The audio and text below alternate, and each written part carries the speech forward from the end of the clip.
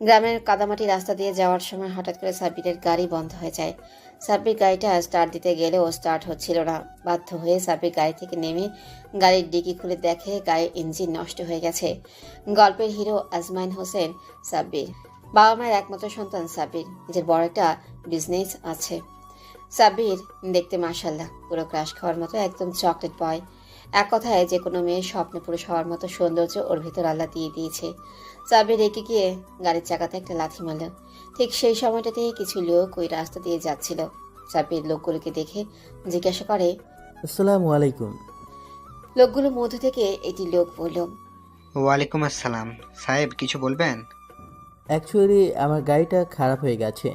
এখানে সামনে কোনো গ্যারেজ আছে বা কোনো মেকানিক পাওয়া যাবে? আমি একটু কাজের জন্য গ্রামে এসেছিলাম, আর এখানে এসে ফেঁসে গেলাম। আপনারা যদি একটু হেল্প করতেন আমায়। জি সাহেব, এই তো এই রাস্তা দিয়ে কিছু দূর গেলেই সামনে একটা গ্যারেজ আছে, ওনাকে ডেকে নিয়ে এলে আপনার গাড়ি ছাড়িয়ে দিবে। জি, ধন্যবাদ। কিন্তু আমি চিনব কিভাবে? আরে সাহেব, আপনি সামনে যাইয়া দেখেন, কাউকে জিজ্ঞাসা করলেই দেখিয়ে দিবে।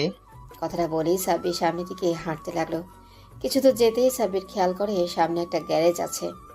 গ্যারেজটা দেখে সাব্বির স্বস্তি একটা নিঃশ্বাস ফেলে। আবার যখন সামনে হাঁটতে যাবে কিন্তু পারছিল না, কারণ একে তো মাটির রাস্তা, আর দ্বিতীয়ত বৃষ্টি হওয়ার ফলে প্রচুর কাদা পানি ছিল। সাব্বির টাল সামলাতে না পেরে মুখ থুবড়ে পড়ে যাওয়া রাস্তাতেই। ঠিক তখনই কেউ একজন হাসতে থাকে। সাব্বির উঠতে গেলে উঠতে পারে না, আবারও মুখ থুবড়ে পড়ে যায়। সাব্বির খেয়াল করে একটা সুন্দরী মেয়ে ওর সামনে দাঁড়িয়ে কোমরে হাত দিয়ে হাসছে। সাব্বিরের বেহাল অবস্থা দেখে মেয়েটা হাসিটাকে কন্ট্রোল করে সাব্বিরের দিকে এক হাত বাড়িয়ে দিয়ে বলে, এই যে শহরের বাবু, গ্রামের কাদামাটি রাস্তায় হাঁটতে পারবে না তো গ্রামে কেন এসেছেন? এটা আপনাদের শহরের পাকা রাস্তা না, এটা হইতেছে গ্রাম। গ্রামে কাদামাটি থাকবেই। নিন, এখন আমার হাতটা ধরে ওঠেন। সাব্বির চোখ খুলে ভালোভাবে তাকাতেই পারছে না। তারপরে মেয়েটিকে দেখার চেষ্টা করলো। মেয়েটা বুঝতে পেরে বলল, আমার চেহারা পরে দেখবেন, আগে নিজের চেহারা ধুয়ে হনুমান থেকে মানুষ হন। মেয়েটি আবারও হাসতে লাগে। মারিয়ার হাতটা ধরে উঠে দাঁড় করায়। মারিয়া দাঁড়াতে ওই মেয়েটি আবারও বলে, আপনি আমার সাথে আসেন। আপনার সাথে যাব মানে? আর কোথায় যাব? ওই জন্যই বলে মানুষের ভালো করতে নাই। দেখলাম আপনি বিপদে পড়েছেন, তাই আপনাকে সাহায্য করতে এলাম, কিন্তু এখন মনে হচ্ছে আমারই ভুল ছিল। আপনার ভুল ছিল মানে? মনে হচ্ছে আপনাকে সাহায্য করতে আসাটাই আমার সব থেকে বড় ভুল। ওর কথা শুনে সাব্বির বলে, কে বলেছে আমাকে সাহায্য করতে? আমি চেয়েছি আপনার সাহায্য। আপনার সাহায্য আমার লাগবে না। কথাটা বলতেই সাব্বির চিৎকার দিয়ে ওর চোখে হাত দেয়। কান চোখে ময়লা চলে যায়। এবার মেয়েটা এসে সাব্বিরের একটা হাত ধরে আর বলে, আরে একটা কথা বলবেন না, চুপচাপ আমার সাথে আসেন। কথাটা বলেই মেয়েটা সাব্বিরের হাত ধরে টানতে টানতে ওদের বাসায় নিয়ে যায়। তাদের টিউবওয়েলের কাছে সাব্বিরকে এনে মেয়েটি বলে, আমি কল চাপছি, আপনি চোখে পানি দিন। মেয়েটি কল চাপতে লাগলো। সাব্বির পানি দিয়ে চোখ পরিষ্কার করে নেয়। চোখ পরিষ্কার হতেই সাব্বির রেগে কিছু বলতে গিয়ে মেয়েটি দিকে তাকিয়ে থমকে যায়। সাব্বির মেয়েটিকে দেখে একদম স্তব্ধ হয়ে যায়। ও যেন একটা ঘোরের মধ্যে চলে যাচ্ছিল। গ্রামের মেয়ে, শাড়ি পরেছে, লাল ফিতি দিয়ে বিনুনি করে দুই দিকে ছেড়ে দেওয়া। লম্বা চুলের অধিকারিণী মেয়েটি অসম্ভব মায়াবী। দুধে আলতা গায়ের রং। মেয়েটা বেশ কিছুক্ষণ সাব্বিরের দিকে তাকিয়ে দিল।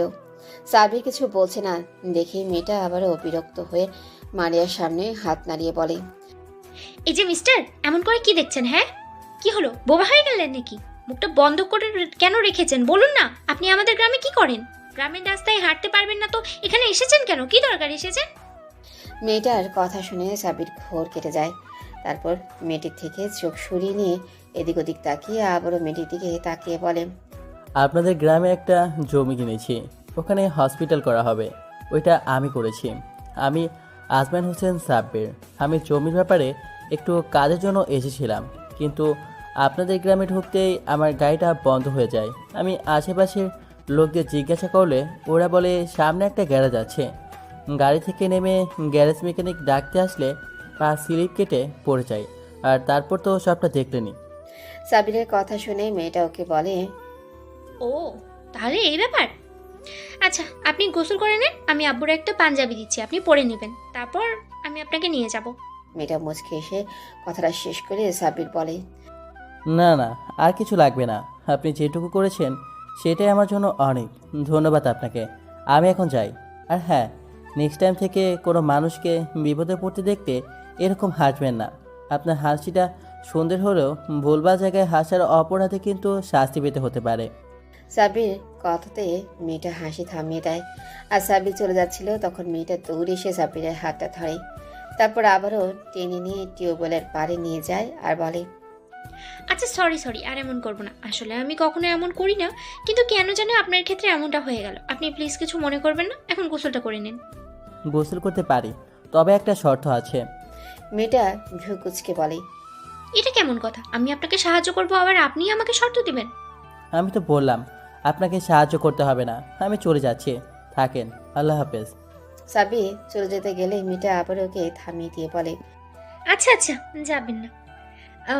আমি আপনার শর্তে রাজি, বলেন কি করতে হবে? বেশি কিছু না, শুধু আপনার নাম আর পরিচয়টা দিবেন।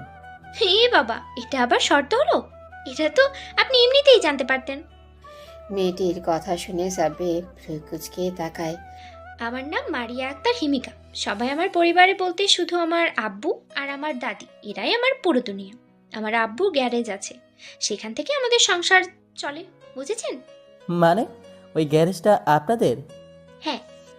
আচ্ছা, আপনি তো গ্রামের মেয়ে, কিন্তু গ্রামের মেয়েদের মতো তো কথা বলছেন না। আপনি তো শহরের মেয়েদের মতো স্পষ্ট বলছেন। আমি গ্রামের মেয়ে হলেও লেখাপড়া কিছুটা করেছি, আর গ্রামের মেয়েরা কি স্পষ্ট ভাষায় কথা বলতে পারে না? তা কতটুকু পড়ালেখা করেছেন শুনি? এই তো এইবারই এইচএসসি দিয়েছি, টাকার জন্য ভর্তি হতে পারি না ইউনিভার্সিটিতে। আচ্ছা, তোমার বয়স কত? 19 বছর। অ্যাটিটিউড তো এমন দেখাচ্ছে মনে হয় 25 বছরের আন্টি। নাক টেপলে দুধ বের হবে এইটুকুনি একটা পিচ্চি মেয়ে, সে আবার এত ফটর ফটর কথা বলে। সাব্বির কথাগুলো ভাবলো, তখন মারিয়া বলতে লাগলো, আমি আর কিছু বলতে পারবো না, আপনি গোসল করে নেন, আমি আপনার জন্য পাঞ্জাব নিয়ে আসি। বলেই মারিয়া দৌড়ে চলে গেল। সাব্বিরও যাওয়া দিকে তাকিয়ে মুচকে হাসলো, তারপর উপায় না পেয়ে গোসল করে নেয়। কিছুক্ষণ পর মারিয়া এসে ওর আব্বুর পাঞ্জাবিটা দিলে সাব্বির পাঞ্জাবিটা পরে নিল। কিন্তু পাঞ্জাবিটা সাব্বিরের এতটাই বড় হয়েছে যেটা তার সাব্বিরকে পুরাই জোগাড়ের মতো লাগছে। এটা দেখে মারিয়া হেসে ফেললো। তখন সাব্বির বলল, এটা আমার গায়ে হবে না, আমি এটা পড়তে পারবো না। আপনাদের গ্রামে কোনো শপিং মল নেই? এটা আপনাদের শহর না যে অনলাইন শপিং করলেন আর বাড়িতে এসে শপিং ব্যাগগুলো দিয়ে যাবে। এখন এটাই পরে থাকেন, আমার সাথে চলেন, আমি আব্বুর কাছে নিয়ে যাই আপনাকে। মারিয়া সাব্বিরকে নিয়ে ওরা আব্বুর গ্যারেজে চলে আসলো। মারিয়া ওর আব্বুকে বলতে লাগলো, আসসালামু আলাইকুম আব্বু।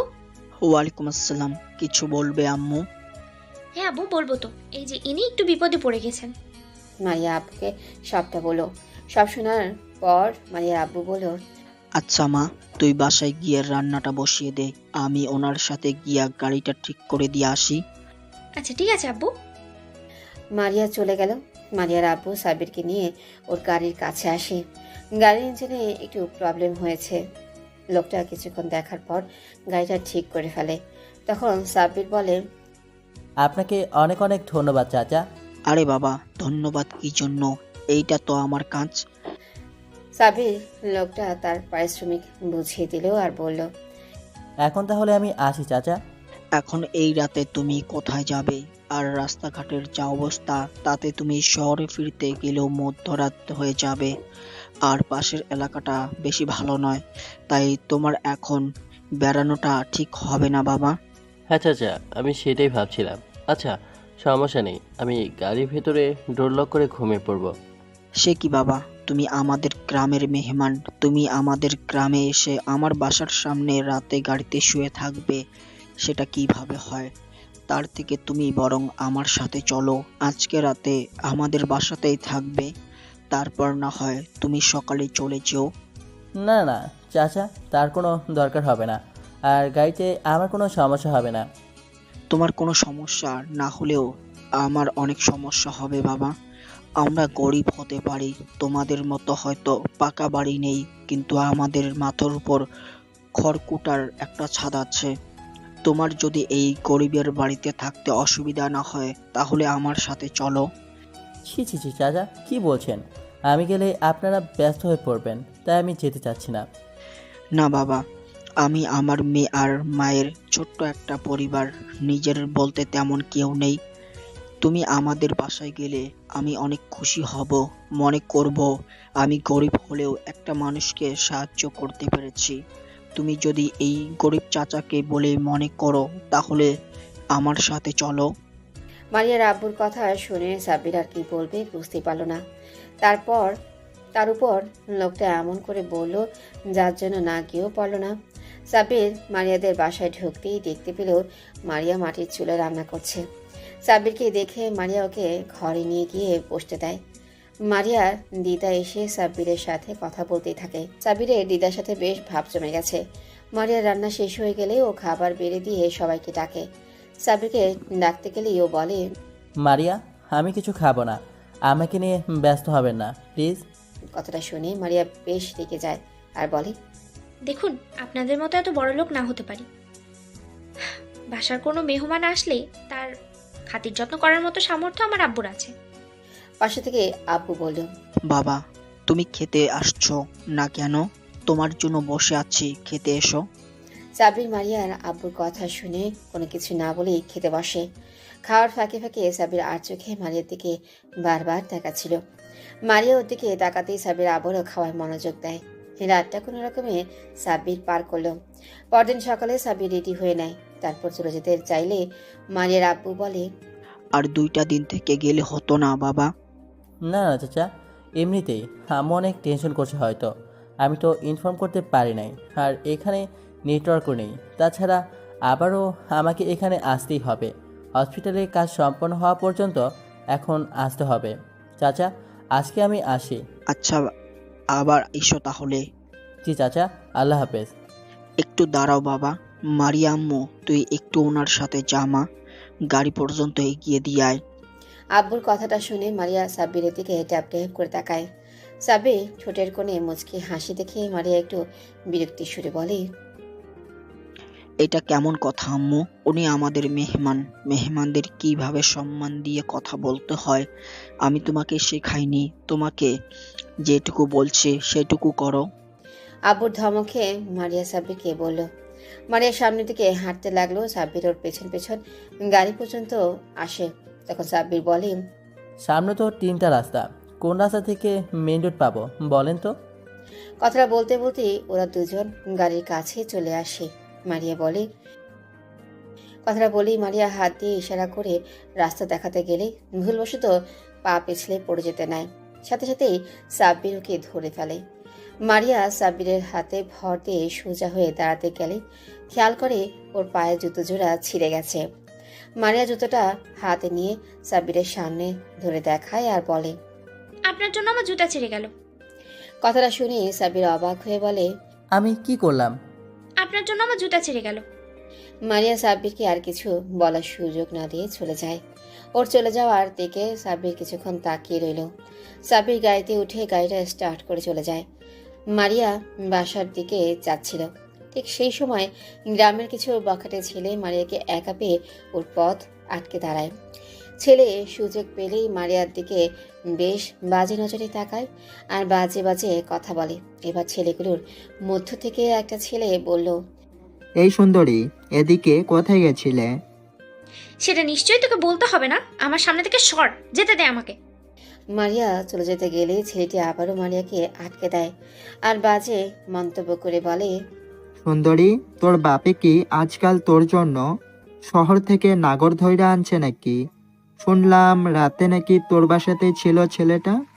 তা কত দিল রে এক রাতের জন্য? ছেলেটি কথা শুনে মারিয়া রেগে যায় আর বলে, মুখ সামনে কথা বলবি, না হলে তোর মুখ আমি ভেঙে দেবো। এত রেগে যাচ্ছিস কেন সুন্দরী? আমরা কি কম দেব নাকি? ওই সাহেবের থেকে আমাদেরকে একটু সময় দে, আমরা তোকে ওই সাহেবের থেকেও অনেক বেশি আনন্দ দিব। ছেলেটি এমন বাজে বাজে কথা শুনে মারিয়া নিজের রাগটাকে কন্ট্রোল করতে না পেরে ওকে 2টা থাপ্পড় মেরে দেয় আর বলে, পরের বার থেকে আমার সাথে এরকম বাজে কথা বলার আগে এই থাপ্পড়গুলোর কথা মনে রাখবি। ছেলেটি গালে হাত দিয়ে তারপর রাগে চোখে মারিয়ার দিকে তাকায় আর অন্য ছেলেগুলোকে বলে, তোর এত সাহস, তুই আমাকে থাপ্পড় মারলি? এই থাপ্পড়ের প্রতিশোধ আমি এমনভাবে নিব যেটা তুই আর তোর বাপ সারা জীবন মনে রাখবি। এই, তোরা এই শালিকে ধর। ছেলেটা কথাতে বাকি ছেলেগুলো মারিয়াকে জোর করে টেনে হেসে নিয়ে যেতে লাগলো। মারিয়া বারবার চিৎকার করছে, ওকে ছেড়ে দেওয়ার জন্য বলছে। গ্রামের শেষ দিক হওয়াতে এখানে কোনো মানুষ নেই। ছেলেগুলো মারিয়াকে টানতে টানতে নিয়ে গিয়ে একটা ঝোপের আড়ালে ধাক্কা মেরে ফেলে দেয়। তারপর বখাটে ছেলেটা বলে, এই রূপ নিয়ে তোর খুব দেমাক, তাই না? তোর এই রূপের দেমাক আর থাকবে না। এই, তোরা এখনো দাঁড়িয়ে আছিস কেন? শালিকে ধর, যেন পালাতে না পারে। ছেলেগুলো মারিয়ার হাত পা মাটির সাথে চেপে ধরে, আর ওই ছেলেটি মারিয়ার উপর ঝাঁপিয়ে পড়ে। সেটি যখনই মারিয়ার বুকের উপর থেকে অন্যটা সরাতে যাবে, ঠিক সেই মুহূর্তে পেছন থেকে কেউ একজন লাথি মেরে ছেলেটাকে মারিয়ার উপর থেকে সরিয়ে দেয়। তারপর বাকি ছেলেগুলোকে মারিয়ার কাছ থেকে মেরে সরিয়ে দেয়। তারপর ওকে ঝোপের ভেতর থেকে বাইরে নিয়ে আসে। ছেলেটা আর কেউ না, সাবির। ছেলেগুলো সাবিরের দিকে তেড়ে আসলে সাবির ছেলেগুলিকে ওদের সামনে এক সেকেন্ডও দাঁড়াতে পারে না, কারণ সাবির ব্ল্যাক বেল্ট চ্যাম্পিয়ন ও কুংফু মাস্টার। সাবির ছেলেগুলোকে কয়েক মিনিটের মধ্যেই মেরে আধমরা করে ফেলে। তারপর প্রাণ বাঁচাতে দৌড়ে সেখান থেকে পালিয়ে যায়। ছেলেগুলো পালিয়ে যেতেই সাবির মারিয়ার সামনে আসে। ওকে দেখে মারিয়া ফুপিয়ে কান্না করে ওঠে আর হঠাৎই সাবিরকে জড়িয়ে ধরে কান্না করে দেয়। এই মারিয়া, কান্না করবেন না প্লিজ। আমি চলে এসেছি তো, আপনার কোনো ক্ষতি হতে দিতাম না। দেখেন, ওরা সবাই পালিয়ে গেছে, আপনার কিছুই হয়নি। একটু কান্নাটা থামান। আজকে আপনি যদি আরেকটু দেরি করে আসতেন তাহলে আমার কি হতো? আমি কিভাবে সবার সামনে মুখ দেখাতাম? আত্মহত্যা করা ছাড়া আর কোনো পথ থাকতো না। হুশ, একদম চুপ। এসব উল্টাপাল্টা কথা আর কখনো বলবেন না। কান্না বন্ধ করেন। কান্না করলে আপনাকে একদম পেতনির মতো দেখায়। মারিয়া কান্না থামিয়ে হেসে দেয়। এই তো লক্ষ্মী মেয়ে, এভাবে সবসময় হাসি খুশি থাকবেন। কান্না করলে আপনাকে সত্যি পচা লাগে। মারিয়া রেগে কিছু বলতে গিয়েও বলল না। তারপর কিছু একটা মনে পড়তেই ভ্রুকুচকে প্রশ্ন করে, আচ্ছা, আপনি এখানে কিভাবে এলেন? আপনি না চলে গিয়েছিলেন, তাহলে আপনি জানলেন কিভাবে ওরা আমাকে এখানে নিয়ে এসেছে? সাবির একটা হাসি দিয়ে মাটিতে পড়ে থাকে একটা প্যাকেট উঠিয়ে মারিয়ার হাতে দেয়। প্যাকেটটা হাতে নিয়ে মারিয়া ভ্রুকুচকে সাব্বিরকে বলে, এটাতে কি আছে? খুলে দেখেন। এটা দেওয়ার জন্যই আমি আবার ফিরে এসেছিলাম। আর ভাগ্যিস এসেছিলাম, নয়তো আজ কি হতো সেটা আমি কল্পনা করতে চাচ্ছি না। মারিয়া প্যাকেটটা খুলে দেখে নতুন একটা জুতা আছে। নতুন জুতো দেখে মারিয়া অবাক হয়ে বলে, নতুন জুতা? কিন্তু আপনি আমার জন্য নতুন জুতা এনেছেন কেন? কিছু দূর যেতে সামনে একটা জুতোর দোকান দেখতে পেলাম, আর ওখানে গাড়ি থামিয়ে একটা কথাই মনে হলো যে কেউ একজন আমাকে বলেছিল আমার জন্য নাকি তার জুতা ছিঁড়ে গেছে, তাই তার জন্য জুতাটা কিনে দিতে এসেছিলাম। ওখানে আপনাকে খুঁজে পেলাম না। পরে আপনাদের বাসা দিকে যাচ্ছিলাম, কিন্তু মাঝপথে দেখলাম যে আপনার হাতের ছুরি ভেঙে পড়ে আছে, আর ওইদিকে রাস্তায় কিছু একটা টানতে টানতে নিয়ে যাওয়ার চিহ্ন আছে। তাতে কেমন একটা সন্দেহ হলো, তাই আমি ওই রাস্তা দিয়ে আসতে শুরু করলাম। আর যতই সামনের দিকে আসছিলাম ততই কয়েকটা লোকের পায়ে ছাপ পাচ্ছিলাম। তারপর এখানে আসতেই আপনার চিৎকার শুনতে পেলাম, আর এখানে এসে মারিয়া আবারও কান্না করে দেয়। হেই, আবার কান্না করছেন কেন? একদম চুপ, একটুও কান্না নয়। তারপরও মারিয়া কান্নাটা বন্ধ হলো। অনেক বোঝানোর পরেও মারিয়া যখন কান্না বন্ধ করছিল না, তখন সাবির রেগে একটা ধমক দেয় আর বলে, চুপ। মারিয়া সাবিরের ধমকে চুপচাপ হয়ে যায়। তারপরও ফুপিয়ে ফুপিয়ে উঠছিল। মারিয়ার কিছু বলার আগেই হঠাৎ বৃষ্টি শুরু হয়ে যায়। বৃষ্টির হাত থেকে বাঁচার জন্য মারিয়া সাব্বিরের হাত ধরে দৌড়াতে থাকে। ওরা একটু দূর আসতেই একটা কুড়ে ঘর দেখতে পায়। ওরা দুজন ঘরটার ভেতরে চলে যায়। বাইরে প্রচুর ঝড় বৃষ্টি শুরু হয়ে গেছে, চারিদিকে অন্ধকার নেমে এসেছে। ওরা দুজনে ভিজে চুপসে গেছে। সাব্বির মারিয়ার দিকে এক নজর তাকিয়ে তারপর অন্যদিকে চোখ ফিরিয়ে নেয়, কারণ ভেজার ফলে মারিয়ার শরীরের প্রতিটা ভাঁজ বোঝা যাচ্ছে। এরই মাঝে বিদ্যুৎ চমকে উঠেছে, তাতে মারিয়া ভয় পেয়ে ছুটে এসে সাব্বিরকে জড়িয়ে ধরে। সময় যত যাচ্ছে আবহাওয়াটা তত বেশি খারাপ হচ্ছে। মনে হচ্ছে যেন ঘরটাকে উড়িয়ে নিয়ে যাবে। মারিয়া ভয় পেয়ে সাব্বিরকে এমনভাবে খামচে ধরেছে যে ওর হাতের নখগুলো সাব্বিরের পিঠে বসে যাচ্ছে। সাব্বিরের ব্যথা লাগলেও তাতে সাব্বির একটু শব্দও করছে না। দুপুর গড়িয়ে বিকেল হয়ে যায়, তারপরে বৃষ্টি থামার কোনো নামগন্ধই নেই। একই রকমভাবে বৃষ্টি হয়েই যাচ্ছে। দুজনেরই কাপড়গুলো গায়ে শুকিয়ে গেছে। বিকেল গড়িয়ে সন্ধ্যা হবে, ঠিক তখনই বৃষ্টি থামে। বৃষ্টি থামতেই সাব্বির মারিয়াকে নিজের থেকে ছাড়িয়ে নিতে গেলে খেয়াল করে মারিয়া ওর বুকে ঘুমিয়ে গেছে। সাব্বির ওর মুখের দিকে তাকাতেই দেখে বাচ্চাদের মতো করে গুটিসুটি মেরে ওর বুকে ঘুমিয়ে আছে। মারিয়া অসম্ভব রকমের সুন্দরী একটা মেয়ে, চেহারায় অদ্ভুত এক মায়া আছে মেয়েটার। সাব্বির এক দৃষ্টিতে মারিয়ার মুখের দিকে তাকিয়ে আছে। ঠিক এমন সময় গ্রামের মোড়ল অনেকগুলো লোক আর সেই বখাটে ছেলেগুলো নিয়ে আসে। লোকগুলোর মধ্যে থেকে একজন বলে, ছি ছি, কি অবস্থা এদের! দেখছেন মোড়ল সাহেব, নাগরের সঙ্গে রঙ্গ তামাশা করছে মাইয়াডা। এই মাইয়া যদি আমাগো গ্রামে থাকে তাহলে আমাগো গ্রামের বাকি মাইয়াগুলার ওপর এই খারাপ প্রভাব পড়ব। এই মাইয়ারে আমাগো গ্রামে থাইকা তাড়াইতে হইবে। লোকজনের হট্টগোলের শব্দ শুনে মারিয়ার ঘুম ভেঙে যায়। মারিয়া সাব্বিরের বুক থেকে মুখ তুলে দেখে গ্রামের অনেক লোক ওদের সামনে দাঁড়িয়ে আছে। সাব্বির লোকগুলোকে কিছু বললেও লাভ হয় না, কারণ ছেলেগুলো তার আগেই বলে, মোড়ল সাহেব, আমরা তো সবাই সকালবেলাতে দেখেছি এই মাইয়া এই পোলাডারে লইয়া এই ঘরে ঢুকেছে, আর কাল সারা রাত এই পোলাডা এই মাইয়ার লগে ওদের বাড়িতেই ছিল। সাব্বির এতক্ষণ ঘুমের ঘরে থাকলেও এদের কথাবার্তা শুনে ঘুমের রেশ কেটে যায়। কিছু বলতে গেলে মারিয়া ওর হাতটা ধরে আটকে দেয়, কারণ সাব্বির খুব ভালো করেই বুঝতে পেরেছে এই ছেলেগুলো ইচ্ছে করে এই সমস্ত নাটক সাজিয়েছে। এখন কিছু বলতে গেলেই হিতে বিপরীত হয়ে যাবে, তাই সাব্বির ইশারায় মারিয়াকে চুপ থাকতে বলে। এই মাইয়াডার বাপেরে ডাকো। এরই মাঝেই মারিয়ার আব্বু চলে আসে। সব শুনে মারিয়ার আব্বু কি বলবে বুঝতেই পারে না। মারিয়ার আব্বু সবাইকে অনেক বোঝানোর চেষ্টা করে উনার মেয়ে কিচ্ছু করেনি, কিন্তু তাতে আরও হিতে বিপরীত হয়ে গেল। এই নষ্টা মাইয়াটা যদি আমাগো গ্রামে থাকে তাহলে আমাগো মাইয়াগুলান খারাপ হইয়া যাইবা। এই মাইয়াডাতে এই পোলাডার লগে বিয়ে দিয়ে বিদায় করো গ্রাম থাইকা। এতক্ষণ চুপ থাকলেও এই কথা শুনে সাব্বির আর মারিয়ার আব্বু অবাক হয়ে যায়। মারিয়ার আব্বু সবাইকে অনেক বোঝানোর চেষ্টা করছে, কিন্তু গ্রামের লোকগুলো মারিয়ার আব্বুকে অপমানের উপর অপমান করেই যাচ্ছে। মারিয়া চরিত্র নিয়ে কথা বলছে। এসব অপমানজনক কথাগুলো সাব্বির শুনতে না পেরে বলে দেয়, আচ্ছা ঠিক আছে, আমি মারিয়াকে বিয়ে করব, আপনারা বিয়ের ব্যবস্থা করুন। তারপরও আরেকটা বাজে কথা ওকে বলবেন না। সাব্বিরের মুখে এমন কথা শুনে মারিয়া অবাক হয়ে বলে, কি বলছেন কি আপনি এসব? আপনার মাথা ঠিক আছে? সাব্বির মারিয়ার কথায় কোনো পাত্তা না দিয়ে বলে, আপনারা যত তাড়াতাড়ি সম্ভব বিয়ের ব্যবস্থা করুন, আমাকে এখান থেকে ফিরতে হবে। গ্রামের মোড়লের কথাতে অল্প সময়ের মধ্যেই সব ব্যবস্থা হয়ে যায়। তারপর দেখতে দেখতেই ওদের দুজনের বিয়েটাও হয়ে যায়। কবুল বলার সময় মারিয়া অনেক কান্না করেছে, সবাইকে অনেক বোঝানোর চেষ্টা করেছে, ও কিচ্ছু করেনি, তাও মারিয়া বিয়েটা আটকাতে পারেনি। শেষমেশ ওদের বিয়েটা হয়ে যায়। মারিয়া ওর আব্বুকে ছেড়ে আসার সময় অনেক কান্না করলো, আর গ্রামের লোকের এসব অপমানজনক কথার থেকে মারিয়াকে আর ওর আব্বুকে বাঁচাতে সাব্বির মারিয়াকে নিয়ে গ্রাম ছেড়ে বেরিয়ে আসে।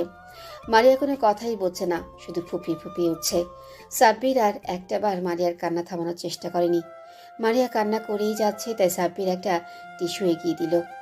মারিয়া টিস্যুটা নিমিষেই নাকের জলে চোখের জল করে দিল। এবার সাব্বির একটা সময় টিস্যু বক্সটা এগিয়ে দিয়ে বলে, নিন, এবার মন মতো নাকে জলে চোখে জলে এক করে নিন, কারণ এরপর থেকে আর কখনো কান্না করতে পারবেন না। আমি আপনার আব্বুকে কথা দিয়েছি, আপনার চোখের পানি আসতে দেব না। আপনাকে এখন অনেক শক্ত হতে হবে, সহ্য ক্ষমতা 1000 গুণ করতে হবে, কারণ আপনার সামনে এখনও অনেক ঝড় আসতে বাকি আছে। আর এমন কথায় কথায় চোখের পানি নাকের পানিতে এক করলে আপনি 1 সেকেন্ডও সেই ঝড়ের সামনে দাঁড়াতে পারবেন না, তাই নিজেকে শক্ত করুন। সাব্বিরের কথাতে মারিয়া অবাক হয়ে ওর দিকে তাকিয়ে রইল। সাব্বির এক দৃষ্টিতে সামনের দিকে তাকিয়ে গাড়ি চালাচ্ছে। এবার মারিয়া বলল, আপনি আমাকে কোনো হোস্টেলে রেখে আসবেন প্লিজ, আর আমাকে একটা জব খুঁজে দিবেন, তাহলেই হয়ে যাবে। আমার জন্য আপনাকে কোনো সমস্যায় পড়তে হবে না। আমার জন্য আপনি অনেক করেছেন, অনেক সাহায্য করলেন আজকে, আর এইটুকু উপকার করেন আমাকে, তাহলে আমি সারা জীবন আপনার ঋণী হয়ে থাকবো।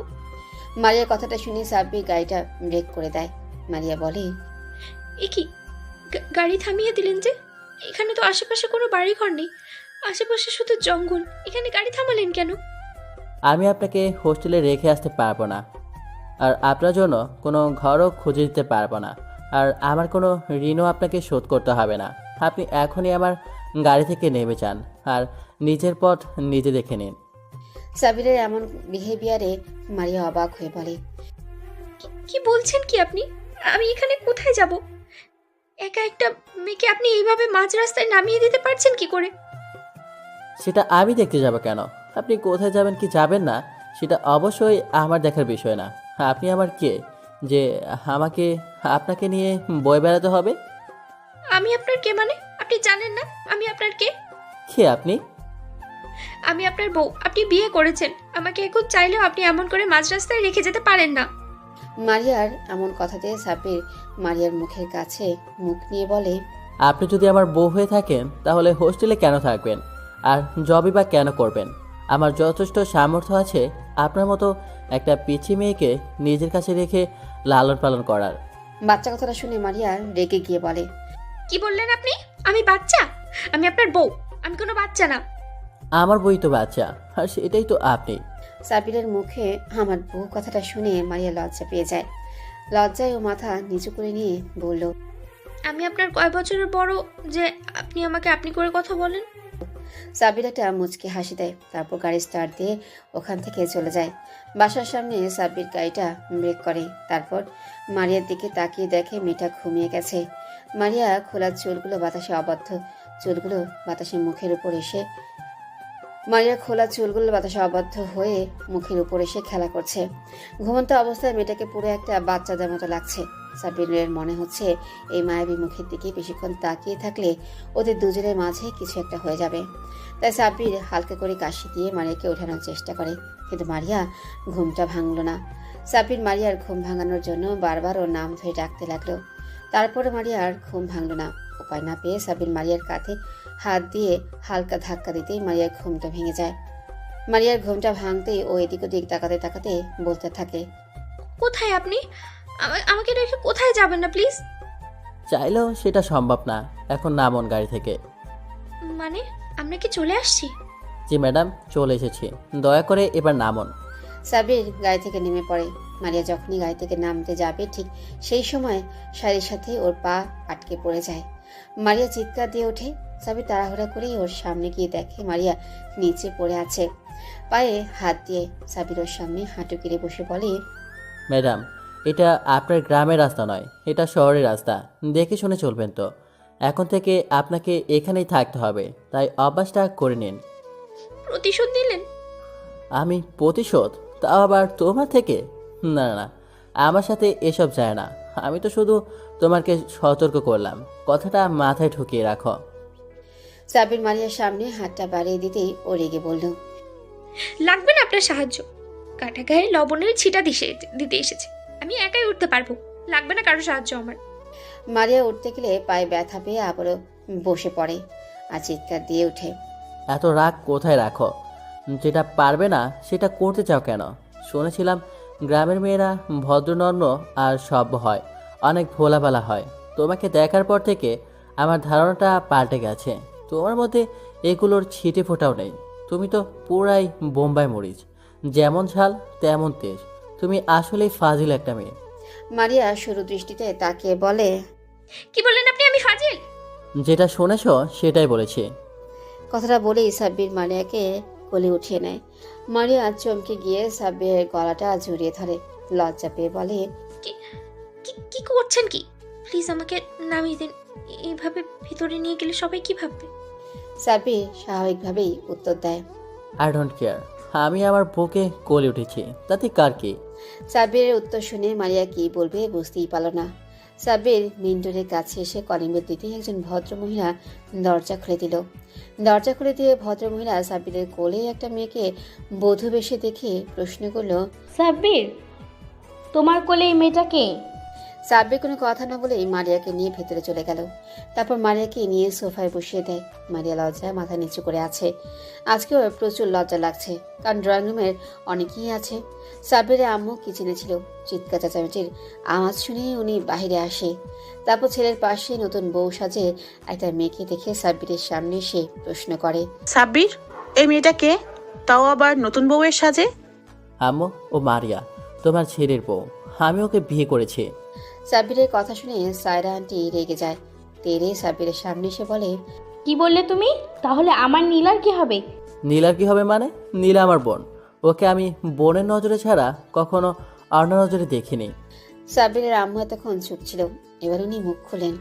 সাব্বির, তুমি জানো না নীলার সাথে আমি তোমার বিয়েটা ঠিক করে রেখেছি? তুমি কাকে জানিয়ে এই মেয়েটাকে বিয়ে করলে?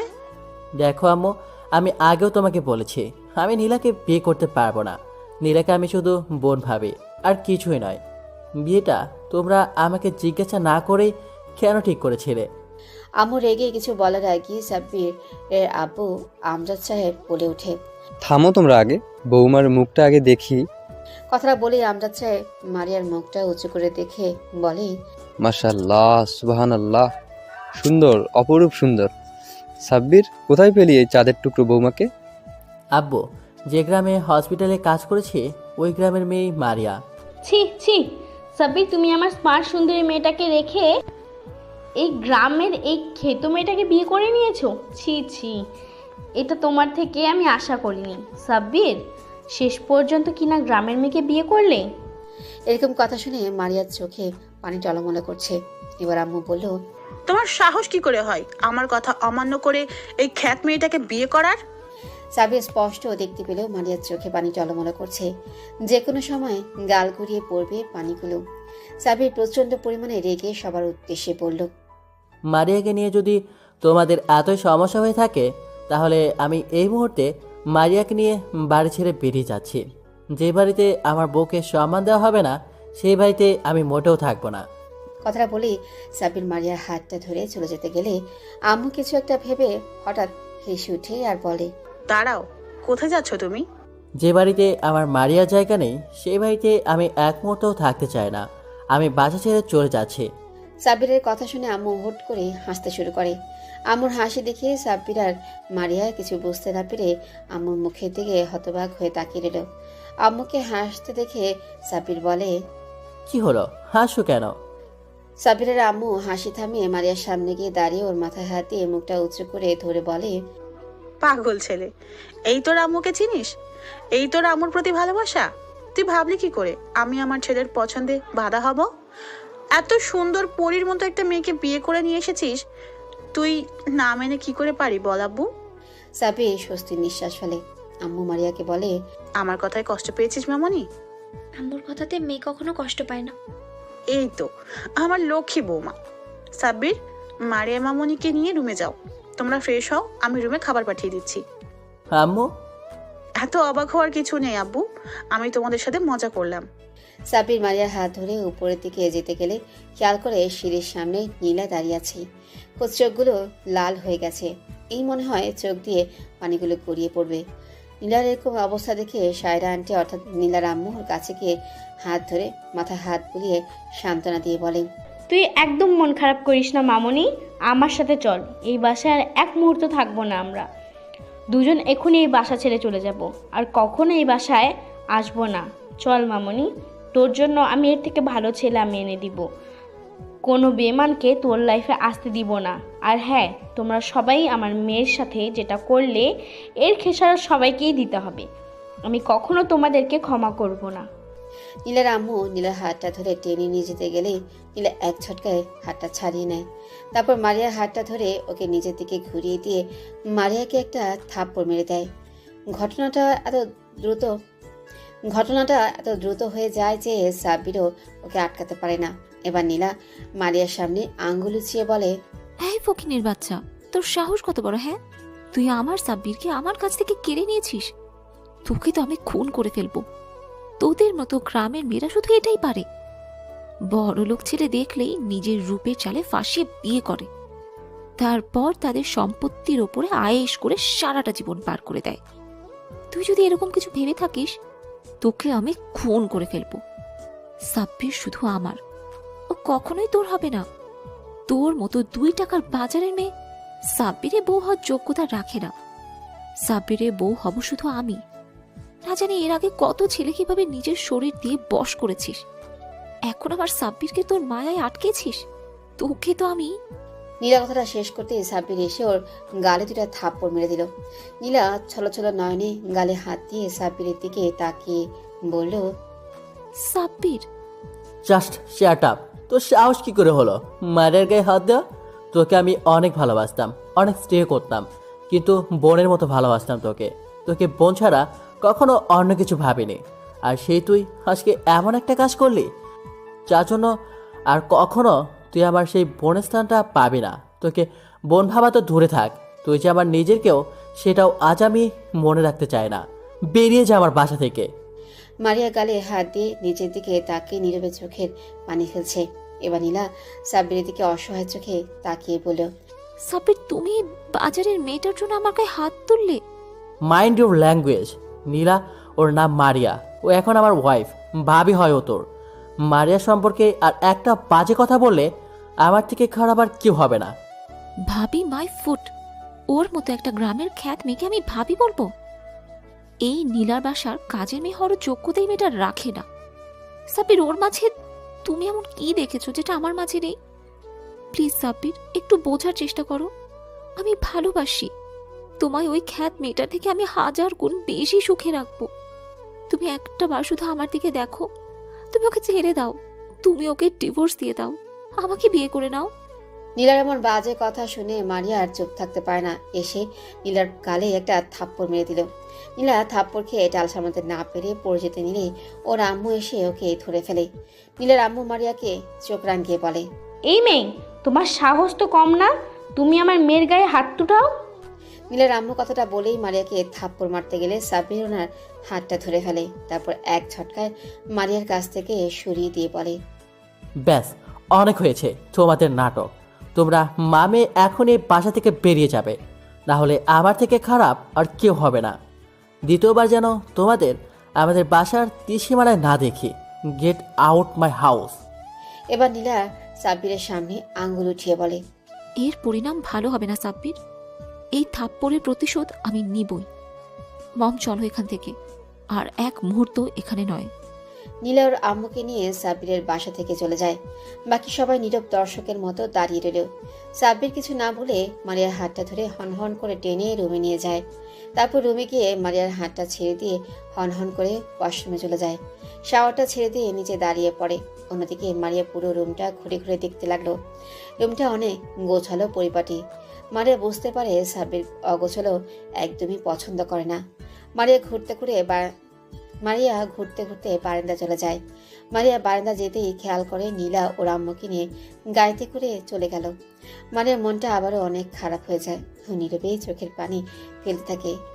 বেশ কিছুক্ষণ পর সাবির গোসল শেষ করে একটা টাওয়াল পরে ওয়াশরুম থেকে বেরিয়ে আসে। সাবির ওয়াশরুম থেকে বেরিয়ে আসার শব্দ পেয়ে মারিয়া রুমে আসে। দেখে সাবির শুধু একটা টাওয়াল পরে আয়নার সামনে দাঁড়িয়ে আছে। মারিয়া চিৎকার দিয়ে অন্যদিকে ফিরে তাকায় আর হাত দিয়ে চোখে ঢেকে নেয়। মারিয়ার চিৎকারে সাবির চমকে ওঠে আর হাতে থাকা হেয়ার ব্রাশটা পড়ে যায়। সাবির বুকে থুতু দিয়ে বলে, এই মেয়ে, তোমার কি মাথায় তার কাটা আছে নাকি? এভাবে চিৎকার দিলে কেন? কি হয়েছে? মারিয়া চোখে হাত দিয়ে উত্তর দেয়, আমার মাথা একদম ঠিক আছে, আপনারই মাথায় সমস্যা হয়ে গেছে। এই অবস্থায় আপনি ওয়াশরুম থেকে বেরিয়ে এলেন। আপনার কি মনে নেই এই রুমে একটা মেয়েও আছে? সাধারণ কমন সেন্স অন্তত থাকা দরকার। একটা মেয়ের সামনে এই অবস্থায় কি করে বের হয়ে আসেন আপনি? সাবির নিজের দিকে ভালো করে খেয়াল করে দেখে আর বোঝার চেষ্টা করে মারিয়া কি মিন করে এই কথাটা বলল। সাবির কিছু বুঝতে না পেরে প্রশ্ন করলো, মানে কি? টাল তো পড়ে আছে, তাহলে সমস্যা কোথায়?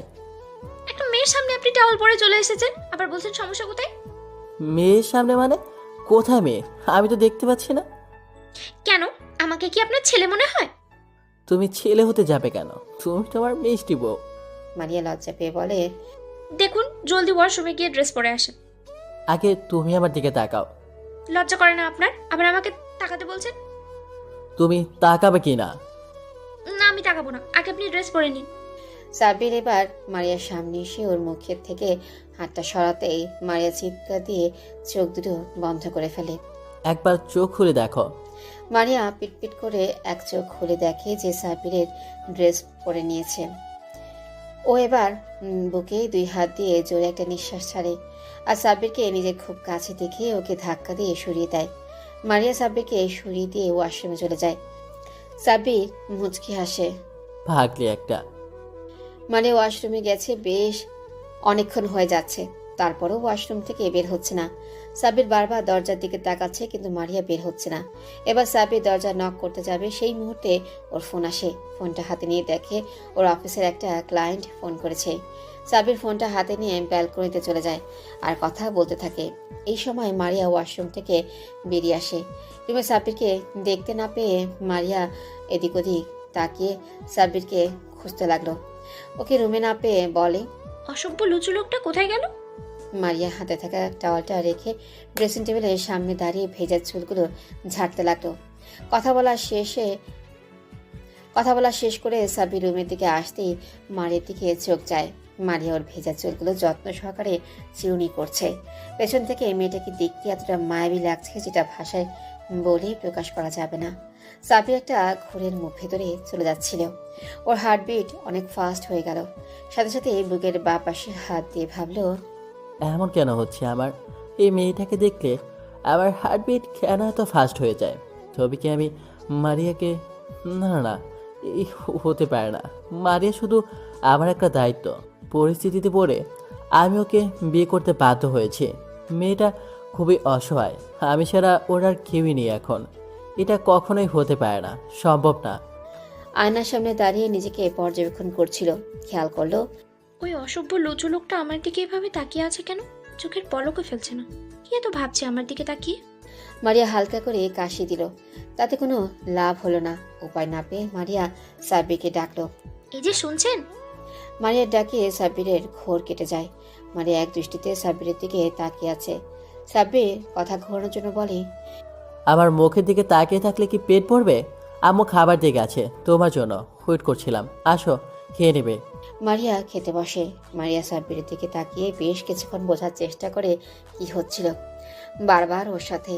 সাব্বির আবার রাইসাকে ডাকতেই মারিয়াও সাব্বিরের সাথে খেয়ে নেয়।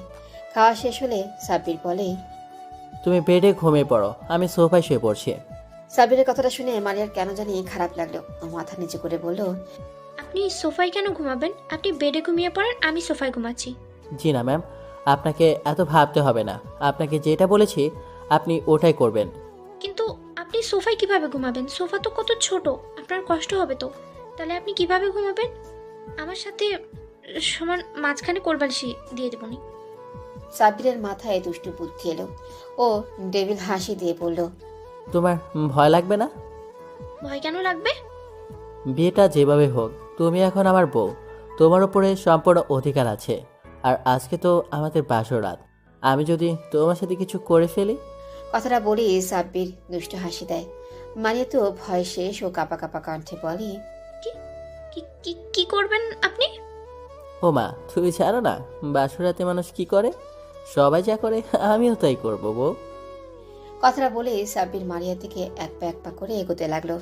সাব্বিরের কর্মকাণ্ডে মারিয়া ভয়ে পেছাতে লাগলো। আমার দিকে এগোচ্ছেন কেন? কেন আবার বাসর করব? যেহেতু আমরা দুজনে এখন স্বামী স্ত্রী আর একই রুমে একই ছাদের নিচে একই বেডে ঘুমাবো, তাহলে নিজের বউয়ের সাথে বাসর করবো না সেটা কি করে হয়? বাসর করবো না বউ? সাব্বিরের কথা শুনে ভয়ে মারিয়ার কলিজায় পানি শুকিয়ে গেল। ও বারবার শুকনো ঢোক গিলছে। মারিয়া পেছাতে পেছাতে দেয়ালের সাথে ঠেকে যায়। সাব্বির মারিয়ার দুপাশে হাত দিয়ে ওকে দেয়ালের সাথে আটকে দেয়। মারিয়া ভয়ে এদিক ওদিক তাকাচ্ছে। ওর গলাতে একটা কথাও বের হচ্ছে না। সাব্বির মারিয়ার ভয়টা বাড়িয়ে দিতেই ওর ঠোঁট জোড়া মারিয়ার ঠোঁটের কাছে নিয়ে যায়। সাব্বিরের এমন দ্বারা কর্মকাণ্ডে মারিয়া ভয়ে জ্ঞান হারিয়ে ফেলে। মারিয়া পড়ে যেতে নিলে সাব্বির দুই হাতে ওকে বুকের সাথে আগলে নেয়। তারপর কোলে তুলে বেড়ে এনে শুইয়ে দেয়। সাব্বির মারিয়ার গালে হাত রেখে ওকে ডাকতে লাগলো, মারিয়া, এই মারিয়া, কি হলো তোমার? চোখ খুলো একবার, তাকাও আমার দিকে। আমি তো মজা করেছিলাম। এই মারিয়া। সাব্বির ভয় পেয়ে গেল মারিয়ার হঠাৎ এমন জ্ঞান হারিয়ে ফেলায়। সাব্বির মারিয়াকে বারবার ডাকছে, তারপরে মারিয়া জ্ঞান ফিরছে না। সাব্বির মারিয়ার পালস চেক করে দেখে ওর পালস চলছে। সাব্বির সুস্থ একটা নিঃশ্বাস ফেলে। বুঝতে পারে মারিয়া ভয়ে সেন্সলেস হয়ে গেছে। আল্লাহ, সামান্য মজা করার জন্য যদি এই মেয়ে এভাবে সেন্স হারিয়ে ফেলে, তাহলে শুধু যদি এমন কিছু করতাম, তাহলে নির্ঘাত আমাকে বাসরাতে বউখুন করার অপরাধে জেলে যেতে হতো। এই মেয়ে থেকে দূরে থাকতে হবে, না হলে যখন তখন আমাকে খুনি বানিয়ে দেবে। কথাটা বলেই সাবির মুচকি হাসে। পরদিন সকালে বুকের উপরে ভারী কিছু অনুভব করে চোখ খুলে তাকায় সাব্বির।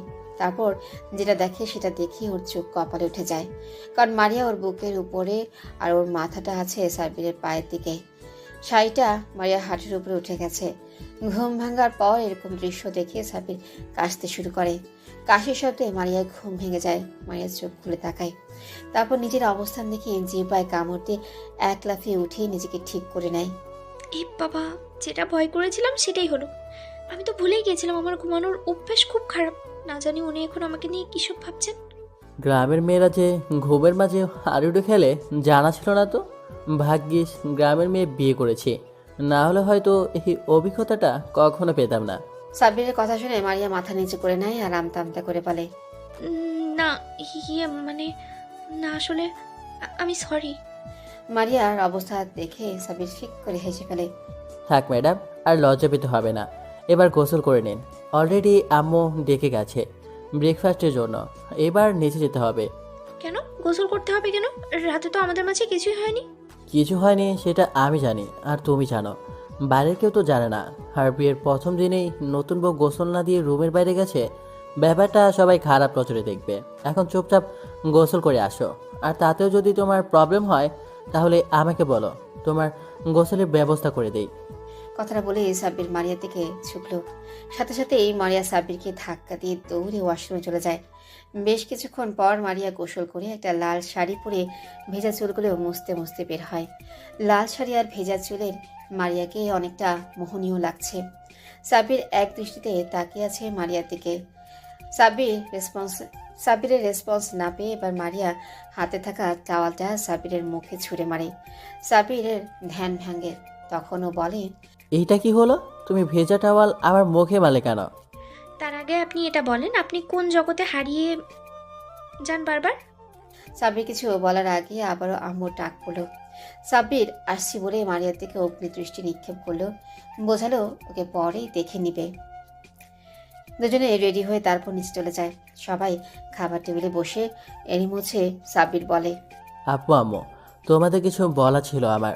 হ্যাঁ বলো, কি বলবে? আমি মারিয়াকে ভার্সিটিতে অ্যাডমিশন করতে যাচ্ছি। সাব্বিরের কথা শুনে মারিয়া অনেক ভয় পেয়ে যায়, কারণ ছোটবেলা থেকেই পড়াশোনার বিষয়ে বড্ড ফাঁকিবাজ।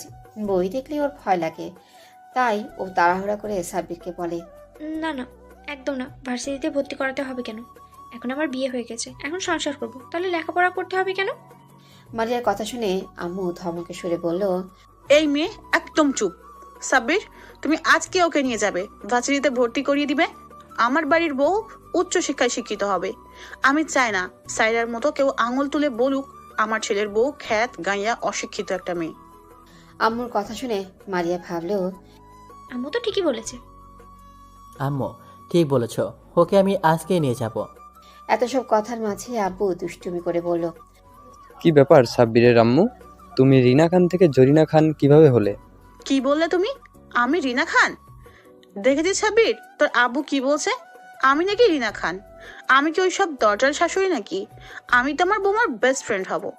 মাহারটে তাহা কিছু হলেও ঘটে। কি বোঝাতে চাইছো তুমি? কিছু না বেগম সাহেবা। খাওয়া দাওয়ার পর্ব শেষ করে সাব্বির মারিয়াকে নিয়ে ভার্সিটিতে যায়। ভার্সিটি গেটের সামনে আসতেই মারিয়া অবাক হয়ে যায়, কারণ এর আগে কখনো এত বড় ভার্সিটি দেখেনি। গাড়ি থেকে নেমে গেট দিয়ে ঢোকার সময় সবাই ওদের দিকে হাঁ করে তাকিয়ে রইল। মারিয়া বুঝতে পারছে না সবাই ওদের দিকে এমনভাবে তাকিয়ে আছে কেন। ওরা দুজন প্রিন্সিপালের ক্যাবিনে যায়। সব ফর্মালিটি শেষ করে ভার্সিটিতে অ্যাডমিশন করিয়ে দেয়। প্রিন্সিপাল স্যার জিজ্ঞাসা করে, জি স্যার বলেন। প্রিন্সিপালের কথা শুনে সাব্বির মনে মনে হাসি আর উত্তর দেয়, আসলে স্যার মেয়েটা আমার কাজিন। আমার জানা মতে আপনাদের ভার্সিটি দেশের নাম্বার 1, তাই ওকে এখানে অ্যাডমিশন করে দিলাম।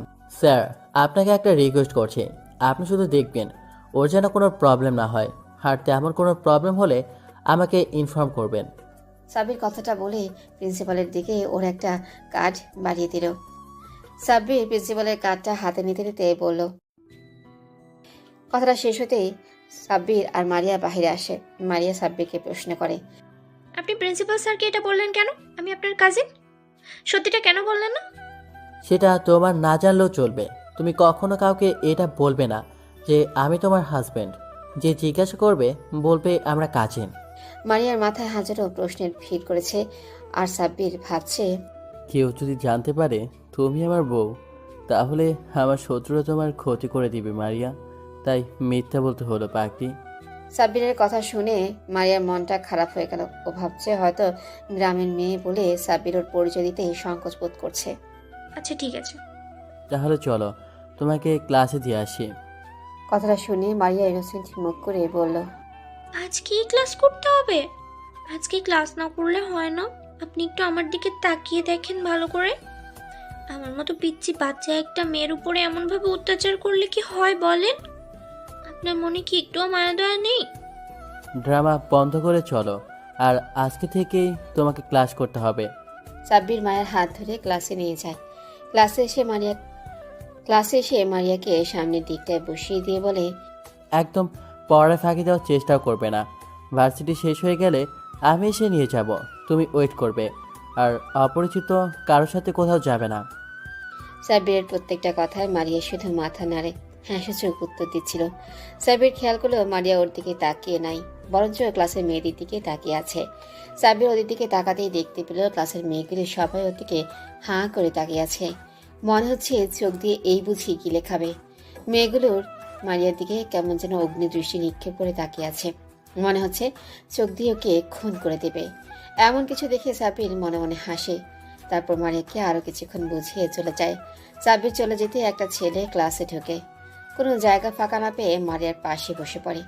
মারিয়াকে নতুন দেখে ছেলেটি হাত বাড়িয়ে দিয়ে বলে, হাই, আমি রুদ্র। তুমি মনে হয় নতুন। মারিয়া একবার ছেলেটার হাতের দিকে তাকায়, পরে বা ছেলেটার দিকে। তারপর মারিয়া নিজের হাত বাড়িয়ে দিয়ে বলে, হ্যালো, আমি মারিয়া। হ্যাঁ ঠিকই ধরেছেন, আমি নতুন। আর আপনি? আমি পুরাতন। কথাটা বলেই ছেলেটা হেসে দেয়। তারপর হাসিটা বন্ধ করে বলে, ফ্রেন্ড। ওকে, ফ্রেন্ডস।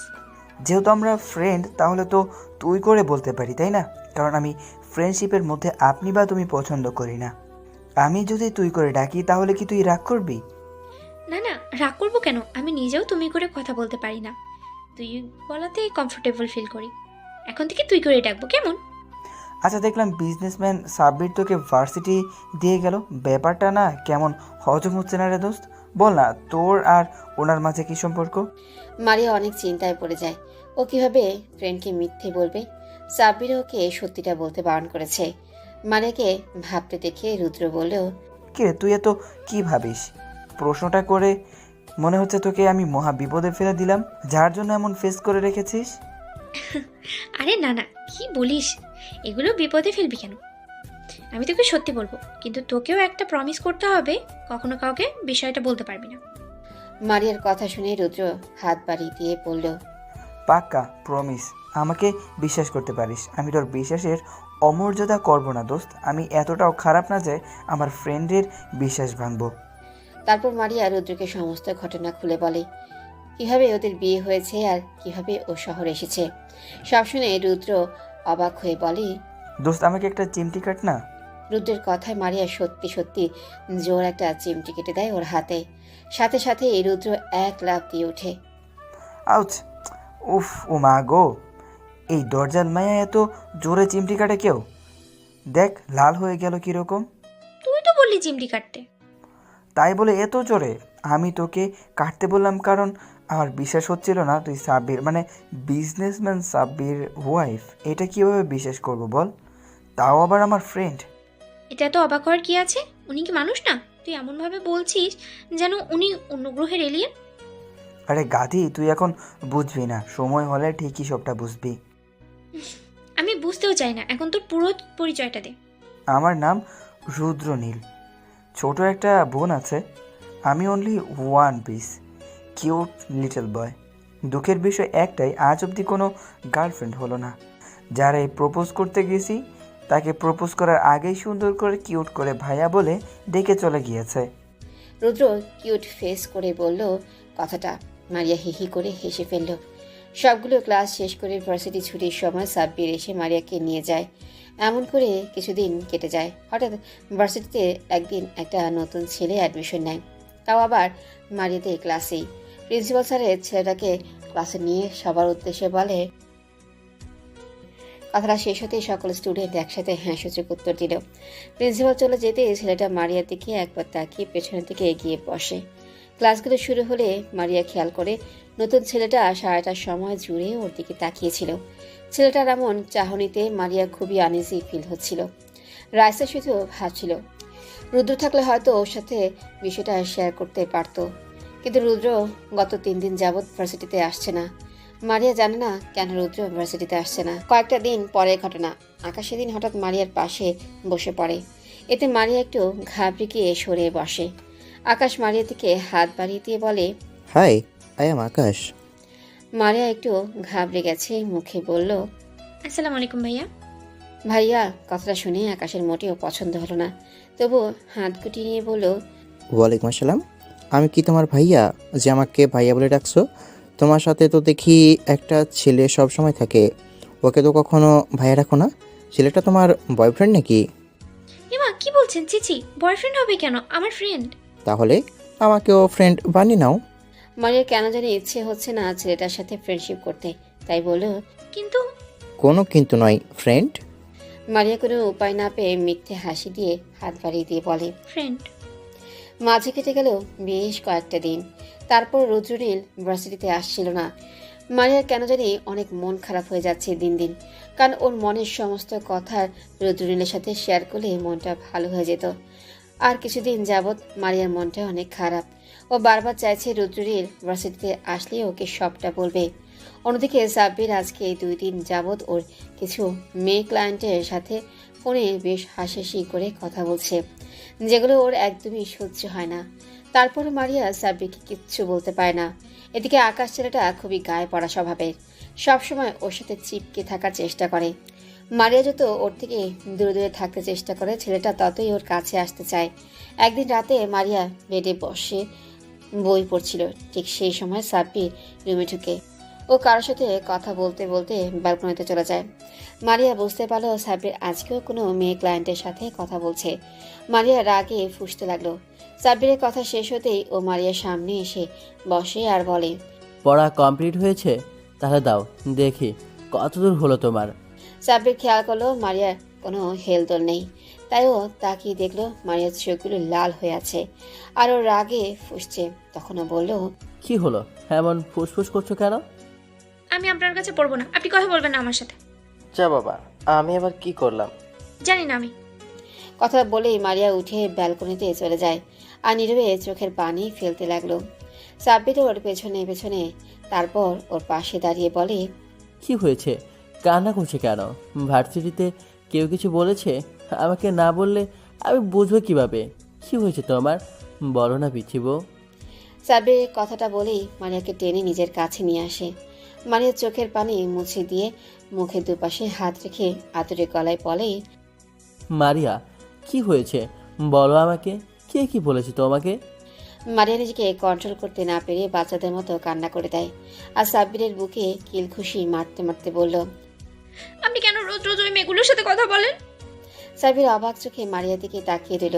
ভাবলো, শুধুমাত্র অনামেদের সাথে কথা বলেছি বলে এমন করছে, কিন্তু কেন? তাহলে কি মারিয়া আমাকে, না না, এটা কিভাবে সম্ভব? আপনি সব সময় ওদের সাথে হেসে হেসে কথা বলেন, কখনো তো আমার সাথে এভাবে হেসে কথা বলেন না।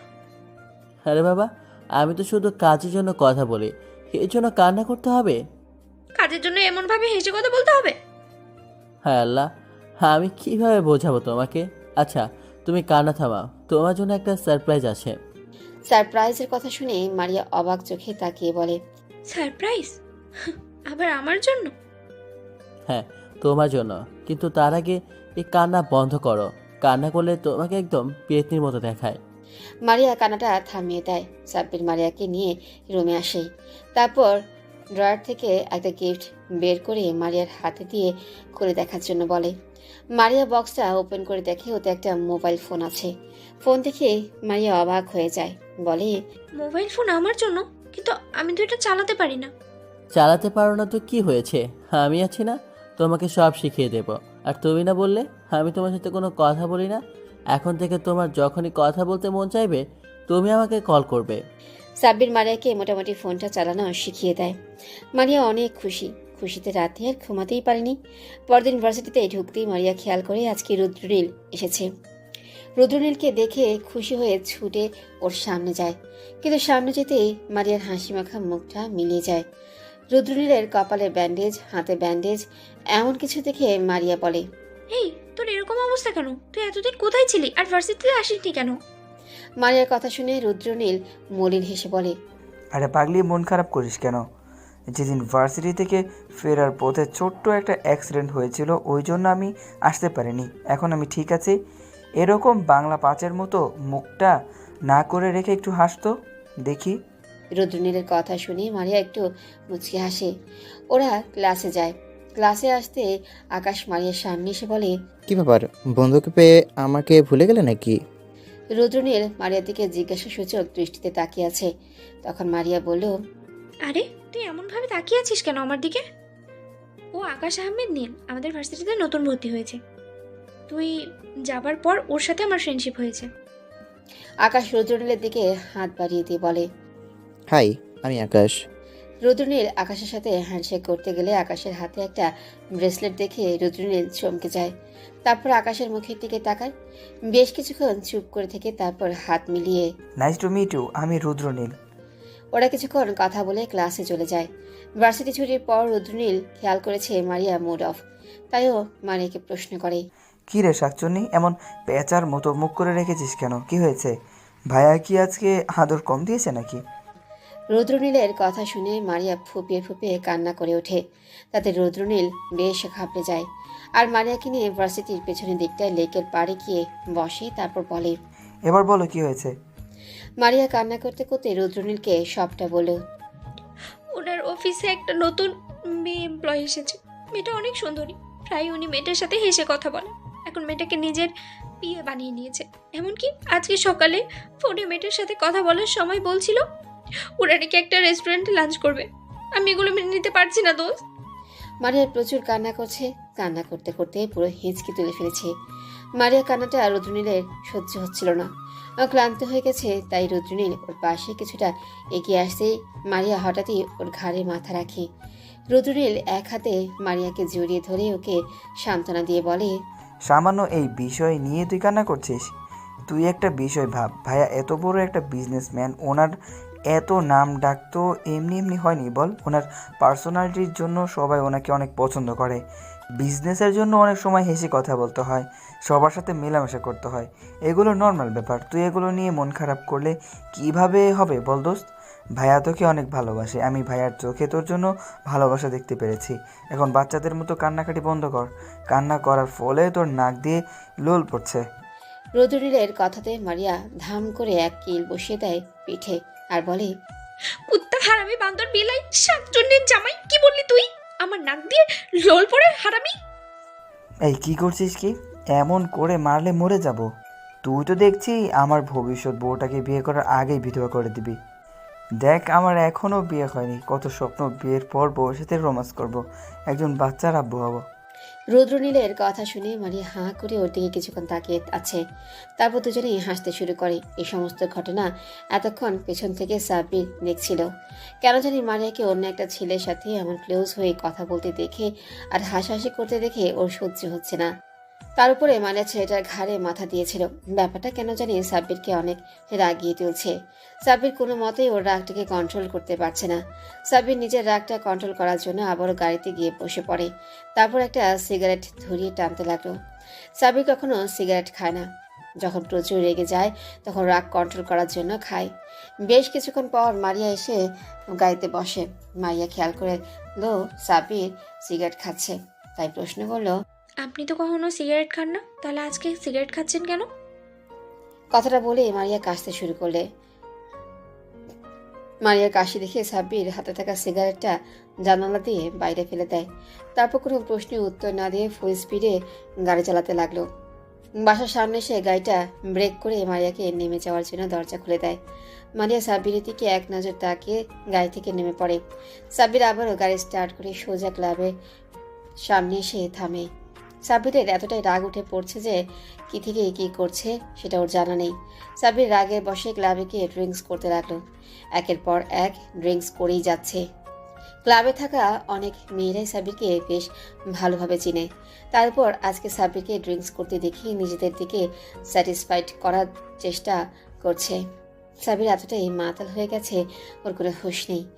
এবার ক্লাবের একটা ওয়েটার এসে সাব্বিরকে বলে, স্যার, আপনি আর ড্রিঙ্কস করবেন না প্লিজ।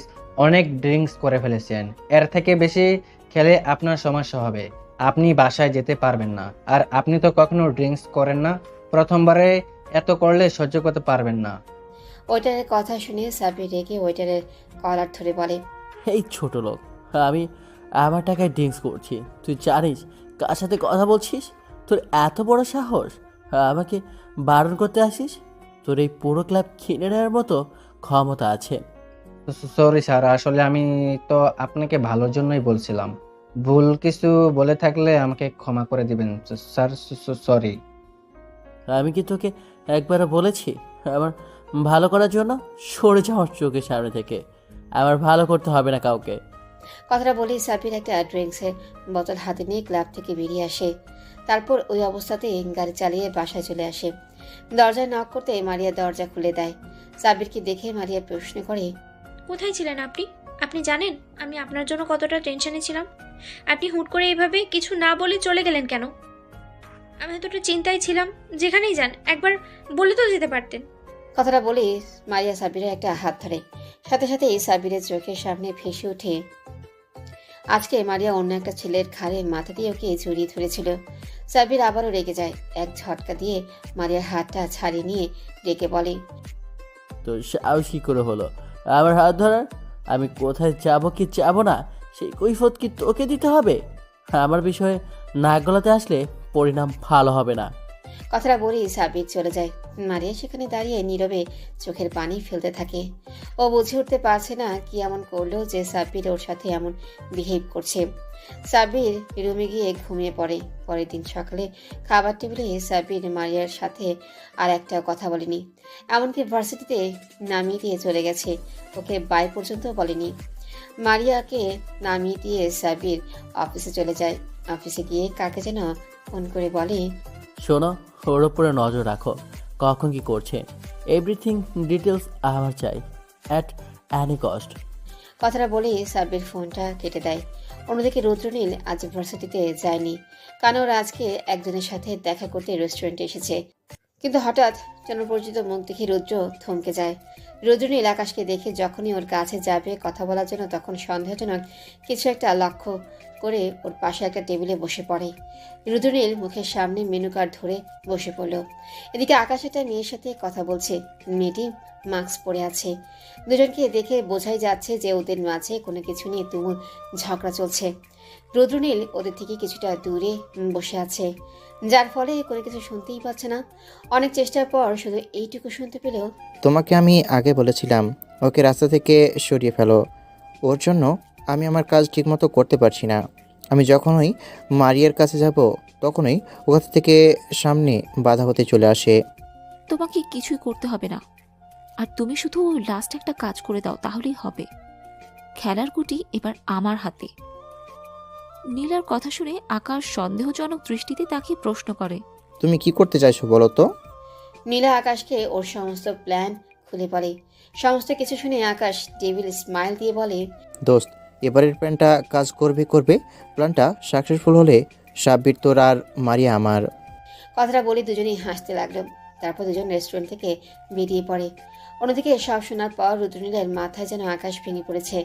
ও বিশ্বাসই করতে পারছে না আকাশ এরকম একটা জঘন্য ছেলে। সাব্বির আর মারিয়ার জীবনে কি ঘটতে চলেছে সেটা ভাবতেই ওর অন্তরাত্মা কেঁপে উঠছে। আমি থাকতে মারিয়ার কিচ্ছু হতে দেব না। দোস্ত, তুই চিন্তা করিস না, আমি থাকতে সাব্বির আর মারিয়ার জীবনে কোনো ক্ষতি আকাশ করতে পারবে না। রুদ্র ভাবলো এই সমস্ত ঘটনা সাব্বির আর মারিয়াকে জানিয়ে দিবে। তাই ও তাড়াহুড়া করে রেস্টুরেন্ট থেকে বের হয় আর সিএনজির জন্য ওয়েট করতে লাগলো। তারপর একটা সিএনজি আসলেই রুদ্র যখনই সিএনজি থামাতে যাবে তখনই কোথা থেকে একটা প্রাইভেট কার এসে রুদ্রনীলকে ধাক্কা দিয়ে চলে যায়। আর রুদ্রের রক্তাক্ত দেহটা মাটিতে ছিটকে পড়ে। ঘটনাস্থলে লোকজনের ভিড় থেকে হঠাৎ চেনা পরিচিত একজন রুদ্রনীলকে দেখে চিৎকার দিয়ে ওর কাছে আসে। সেই লোকটি রুদ্রনীলের নিথর দেহটা গাড়িতে উঠিয়ে হসপিটালে নিয়ে যায়। অন্যদিকে মারিয়া ঘুমিয়ে আছে। ঠিক সেই সময় মারিয়ার ফোনে SMS আসে। সাব্বিরও তখনও রুমে ঢুকে। মারিয়ার ফোনে নোটিফিকেশনের শব্দে সাব্বিরও ফোনটা হাতে নিয়ে দেখে একটা নাম্বার থেকে মেসেজ এসেছে। মারিয়ার ফোনে স্ক্রিন লক দেওয়া নেই, যার ফলে সাব্বির মেসেজটি ওপেন করে দেখে যে মারিয়াকে নিয়ে খুবই বাজে বাজে কথাবার্তা লেখা মেসেজটাতে। আর কিছু বৃষ্টির ছবি পাঠিয়েছে। আরও লেখা আছে, জান পাখি কি করো? আমার তোমাকে ছাড়া ঘুম আসছে না বেবি। জান, কালকে ভার্সিটিতে এসে তুমি সবার প্রথমে আমার সাথে দেখা করবে। তোমাকে আদর করতে না পারলে আমার ঘুম আসে না, জানো না? তোমাকে দেখলে কেন জানি আমার খুব আদর আদর পায়। তুমি কেন এই সাব্বিরকে বিয়ে করতে গেলে বেবি?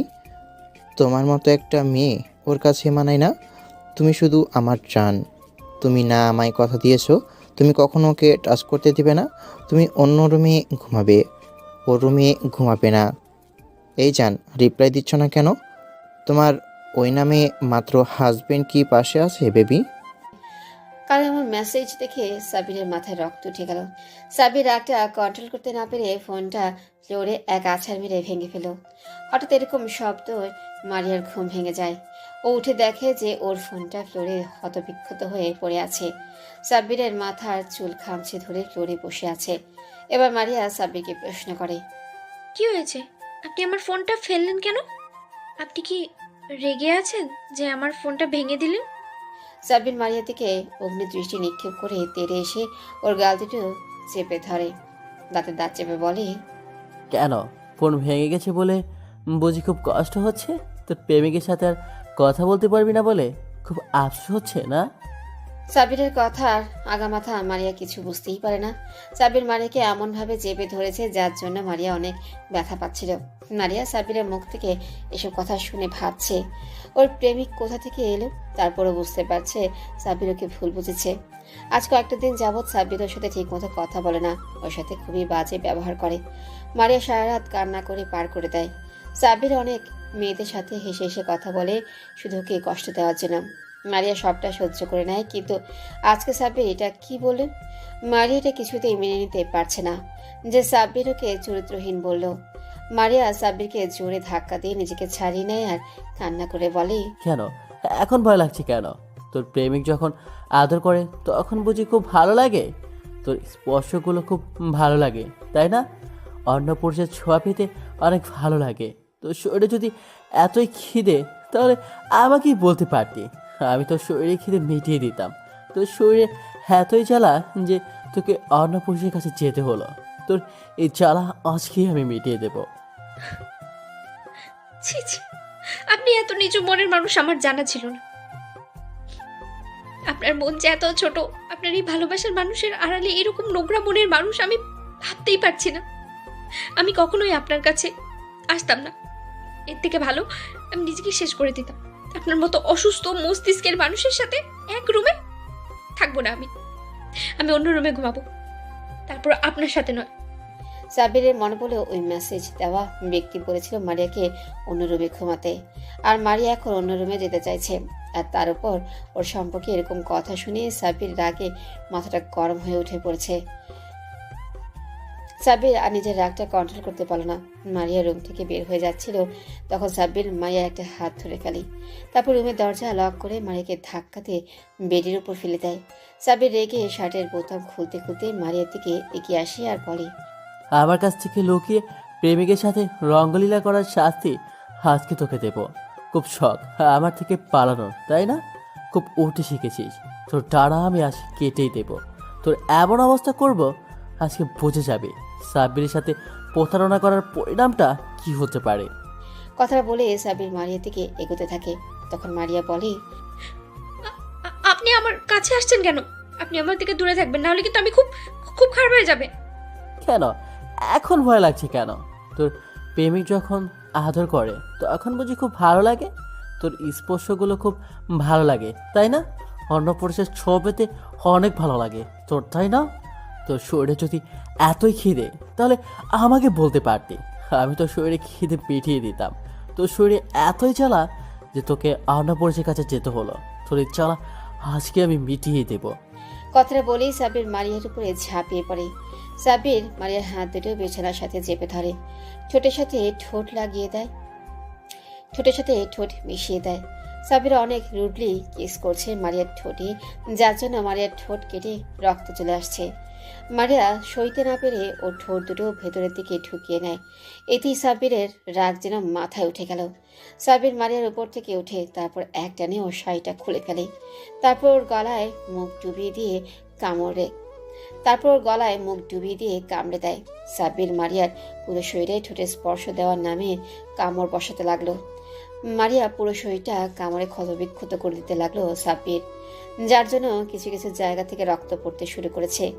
মারিয়া গলা কাটা মুরগির মতো ছটফট করছে। তারপর সাব্বিরের মায়া হলো না, উল্টো সাব্বির মারিয়ার শরীরে বাকি কাপড়গুলো খুলে ফেলে দেয়। তারপর আবারও ও ঠোঁটের সাথে ঠোঁট মিশিয়ে দেয়। সাব্বির মারিয়ার ঠোঁটে ঠোঁট মিশিয়ে রাখার পর একটা সময় অনেকটা শান্ত হয়ে যায়। সাব্বিরের রাগটা কেমন উবে যেতে লাগলো। এতক্ষণ আগে বসে থাকলেও এখন সাব্বির কেমন যেন একটা ঘোরের মধ্যে চলে যাচ্ছিল। এবার সাব্বির রুডলি নয়, বরং খুবই সফটলি কিস করতে লাগলো মারিয়ার ঠোঁটে। সাব্বির আদর দিতে দিতে মারিয়ার গলায় আর ঘাড়ে ঠোঁটে স্পর্শ দিয়ে মারিয়াকে পাগল করে ফেললো। মারিয়া এতক্ষণ গলা কাটা মুরগির মতো ছটফট করলো। এবার সাব্বিরের ভালোবাসার স্পর্শের কাছে শান্ত হয়ে গেল। এতক্ষণ মারিয়া ছোটার জন্য চেষ্টা করলেও এখন আর চেষ্টা করছে না, উল্টো সাব্বিরের সাথে রেসপন্স করতে লাগলো। সাব্বির মারিয়াকে আদর দিতে দিতে ওর নাভিতে চলে আসে। তারপর খুবই ডিপলি একটা কিস করে মারিয়া সাব্বিরের চুলগুলো খামচে ধরে। এভাবে একটা সময় দুজন মিশে যায়, স্বামী স্ত্রীর পবিত্র বন্ধনে মিলিত হয়ে যায়। দুজনে দুজনাতে মিলেমিশে একাকার হয়ে যায়। পরদিন সকালবেলায় সাব্বির বুকের উপরে ভারী কিছু অনুভব করে মিটমিট করে তাকিয়ে দেখলেও মারিয়া ওর বুকের উপরে গুটিসুটি মেরে ঘুমিয়ে আছে। পরক্ষণে দুজনের অবস্থা দেখে সাব্বির চোখ কপালে উঠে গেল। দুজনের শরীরে একটা সুতাও নেই। এবার সাব্বিরের মনে পড়লো রাতেও রাগের বশে কি করেছে। ও শিট, এই সময় আমি কি করলাম? আমি কেন নিজেকে কন্ট্রোল করতে পারলাম না? মারিয়া অন্য একজনকে ভালোবাসে, সেটা জানার পরও কেন আমি নিজেকে কন্ট্রোল করতে পারলাম না? আল্লাহ গো, এতদিন কোথায় ছিলেন ম্যাডাম আপনি? জানেন আমি আপনার আর রুদ্রের চিন্তায় শেষ হয়ে যাচ্ছিলাম। আপনারা দুজন আমাকে ফ্রেন্ড বানিয়েছেন, কিন্তু কোনো কিছুই আমার সাথে শেয়ার করেন না, শুধু আমাকে টেনশনে রাখেন। আপনার খোঁজ খবর কোনো মতেই নিতে পারছিলাম না, কারণ আপনার অ্যাড্রেসটা তো আমি জানি না, কিন্তু তোমার রুদ্রের খোঁজ জানতে পেরেছি। আকাশের মুখে রুদ্রনীলের কথাটা শুনে মারিয়ার মনটা অনেক ভালো হয়ে গেল। খুশি হয়ে প্রশ্ন করলো, কি তুমি রুদ্রনীলের খোঁজ জানো? কোথায় আছে ও? ভালো আছে তো? সুস্থ আছে তো? কিছু হয়নি তোর? মারিয়ার এমন দ্বারা কথা শুনে আকাশের মুখটা কালো হয়ে গেল। ও বলল, দোস্ত, রুদ্রনীলের কন্ডিশন অনেক সিরিয়াস। ওর কার অ্যাক্সিডেন্ট হয়েছে, হসপিটালে আইসিটি অ্যাডমিট আছে। কি বলছিস তুই এসব? তোর মাথা ঠিক আছে? রুদ্রনীলের অ্যাক্সিডেন্ট হয়েছে মানে? ও ও কোথায় আছে তুই জানিস? প্লিজ আমাকে ওর কাছে নিয়ে চল, প্লিজ প্লিজ আমাকে নিয়ে চল। তুই উত্তেজিত হোস না, আমি তোকে নিয়ে যাবো। তাও কিন্তু শান্ত হ, এত হাইপার হলে তুই নিজেও অসুস্থ হয়ে পড়বি। তুই আগে শান্ত হ, তারপর চল আমার সাথে, আমি তোকে নিয়ে যাচ্ছি। তুই এসব কথা বাদ দে, আমি ঠিক আছে, তুই আমাকে নিয়ে চল প্লিজ। আচ্ছা চল তাহলে আমার সাথে। আকাশ মারিয়াকে নিয়ে বেরিয়ে পড়ে। যাওয়ার আগে কাউকে একটা টেক্সট পাঠিয়ে দেয় আর মনে মনে একটা টেবিল স্মাইল দেয়। ওরা একটা গাড়ির সামনে আসলে মারিয়া অবাক হয়ে যায়। তারপর আকাশের জোরাজুরিতে উঠে পড়ে। কি হলো? আমরা এই প্রাইভেট কারে উঠলাম কেন? একটা সিএনজিতে উঠলেই তো হতো। মারিয়া, এতদিকে তুই নজর দিস না তো, তুই শুধু পৌঁছাতে পারছিস কিনা সেটা দেখ।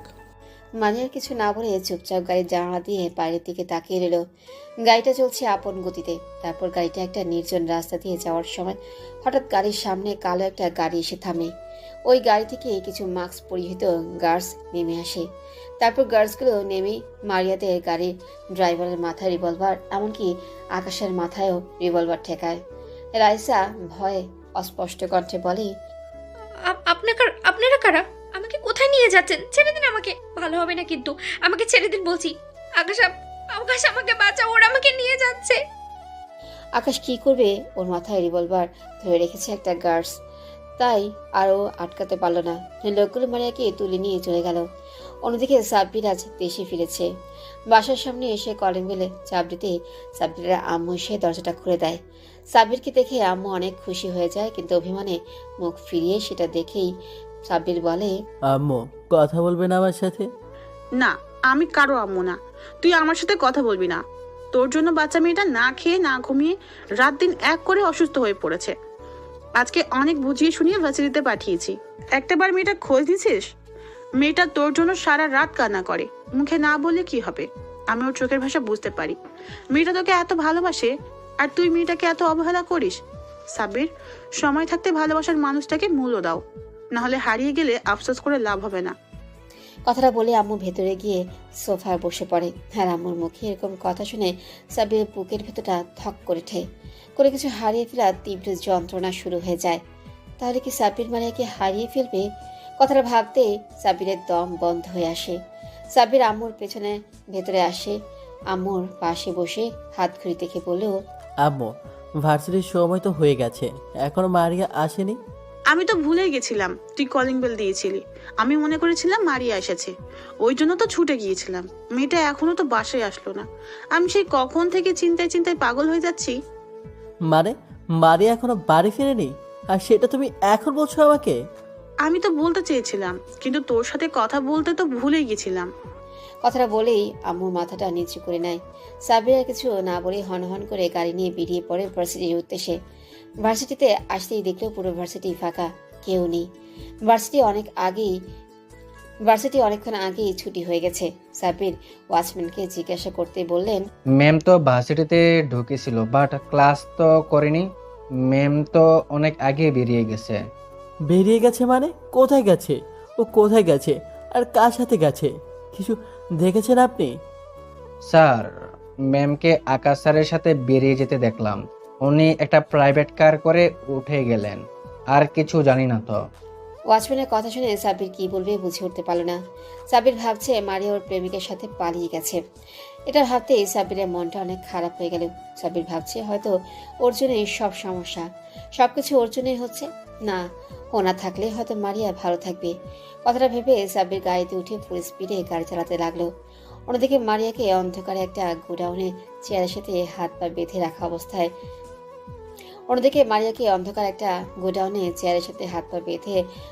অবস্থায় রাখা হয়েছে। মারিয়া আবারও চিৎকার করে ডাকছে, কেউ আছেন? প্লিজ হেল্প করেন আমাকে। কে বেঁধে রেখেছে এখানে? আমাকে বাঁচান প্লিজ, আমাকে যেতে দাও। কে আছো এখানে? মারিয়া বারবার চিৎকার করে সাহায্য চাইছে, কিন্তু কেউ মারিয়াকে সাহায্য করতে আসছে না। একটা সময় হঠাৎ করে গোডাউনের লাইটটা জ্বলে ওঠে। তারপর মারিয়া সামনে তাকিয়ে যা দেখে ওর মাথায় তাতে আকাশ ভেঙে পড়ে। ও বিশ্বাসই করতে পারছে না যে ও এই মানুষগুলোকে দেখছে। মারিয়ার সামনে দাঁড়িয়ে আছে নীলা আর আকাশ, মুখে ওদের শয়তানি হাসি। আকাশ আর নীলাকে দেখে মারিয়া প্রশ্ন করে, আকাশ, তুমি আমাকে এখানে তুলে এনেছো? তার মানে এই সমস্ত কথাগুলো তুমি আমাকে মিথ্যে বলে এখানে তুলে নিয়ে এসেছো? না গো জান পাখি, সেটা নয়, ওটা সত্যি ছিল। তবে ওই শালা এখনো বেঁচে আছে। চেয়েছিলাম ওকে প্রাণী মেরে দিতে, কিন্তু আফসোস, শালা বেঁচে গেছে। কুত্তাটার কত বড় সাহস! ওর জন্য আমি তোকে কখনোই পাইনি। ও আমার কত প্ল্যান নষ্ট করে দিয়েছে। ও আমাদের উপর নজরদারি করতে করতে রেস্টুরেন্টে চলে গেছে, তাই হারামিটাকে উপরে পাঠিয়ে দিয়েছি। উফ, সরি, এখনও যায়নি বেবি, তবে খুব তাড়াতাড়ি চলে যাবে কলিজা। কিন্তু তোমরা দুইজন আমার সাথে এমন কেন করেছো?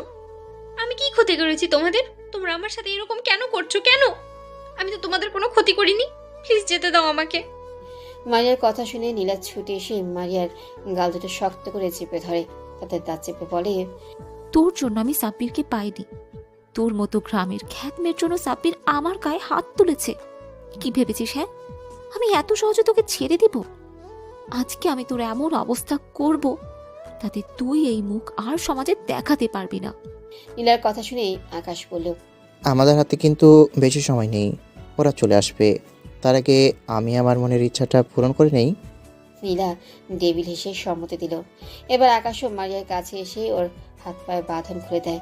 তারপর টানতে টানতে ওকে একটা রুমে নিয়ে যায়।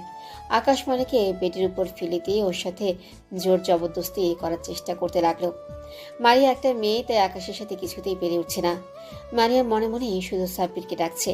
ওর চোখ বেয়ে নোনা জল গড়িয়ে পড়ছে। কোনো মতেই আকাশের সাথে ও কোনো মতেই আকাশের সাথে পেরে উঠছে না।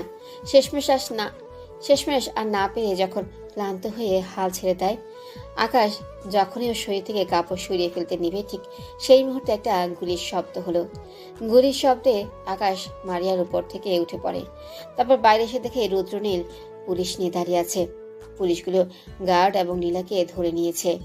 আকাশ বুঝতে পারলেও পালানোর আর পথ নেই, তাই ছুটি রুমে গিয়ে মারিয়া চুলের মুঠি ধরে ওর মাথায় রিভলভার ঠেকালো।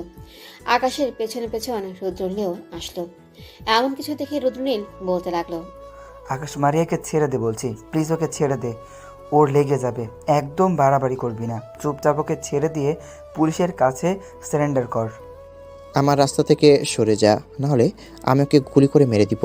আমাকে যেতে দে বলছি। রুদ্র, তুমি ঠিক আছো? তোমার কিছু হয়নি তো? এই পাগলি, কান্না করছিস কেন? দেখ, ভালো আছে, আমার কিচ্ছু হয়নি, একদম চিন্তা করবি না। এই জানোয়ারটা তোকে কিচ্ছু করতে পারবে না, আমি থাকতে তোর কোনো ক্ষতি হবে না। কথাটা বলেই রুদ্রনীল মারিয়ার দিকে এগোতে গেলে আকাশ হাওয়াতে একটা গুলি ছেড়ে সবাই ভয় পেয়ে যায়। রুদ্রনীল থেমে যায়। না না আকাশ, একদম এরকম করবে না। দেখ, আমি যাচ্ছি না, তুই ওকে একদম স্পর্শ করবি না, ওকে ছেড়ে দে আকাশ। নীলাকে ছেড়ে দাও, নাহলে আমি একে। কথাটা বলেই শেষ করতে পারে না, তার আগেই রুদ্রনীল অনেক ভয় পেয়ে যায়। তারপর রিকোয়েস্ট করে নীলাকে ছেড়ে দিতে বলে। উপায় না পেয়ে পুলিশ নীলাকে ছেড়ে দিতে বাধ্য হয়।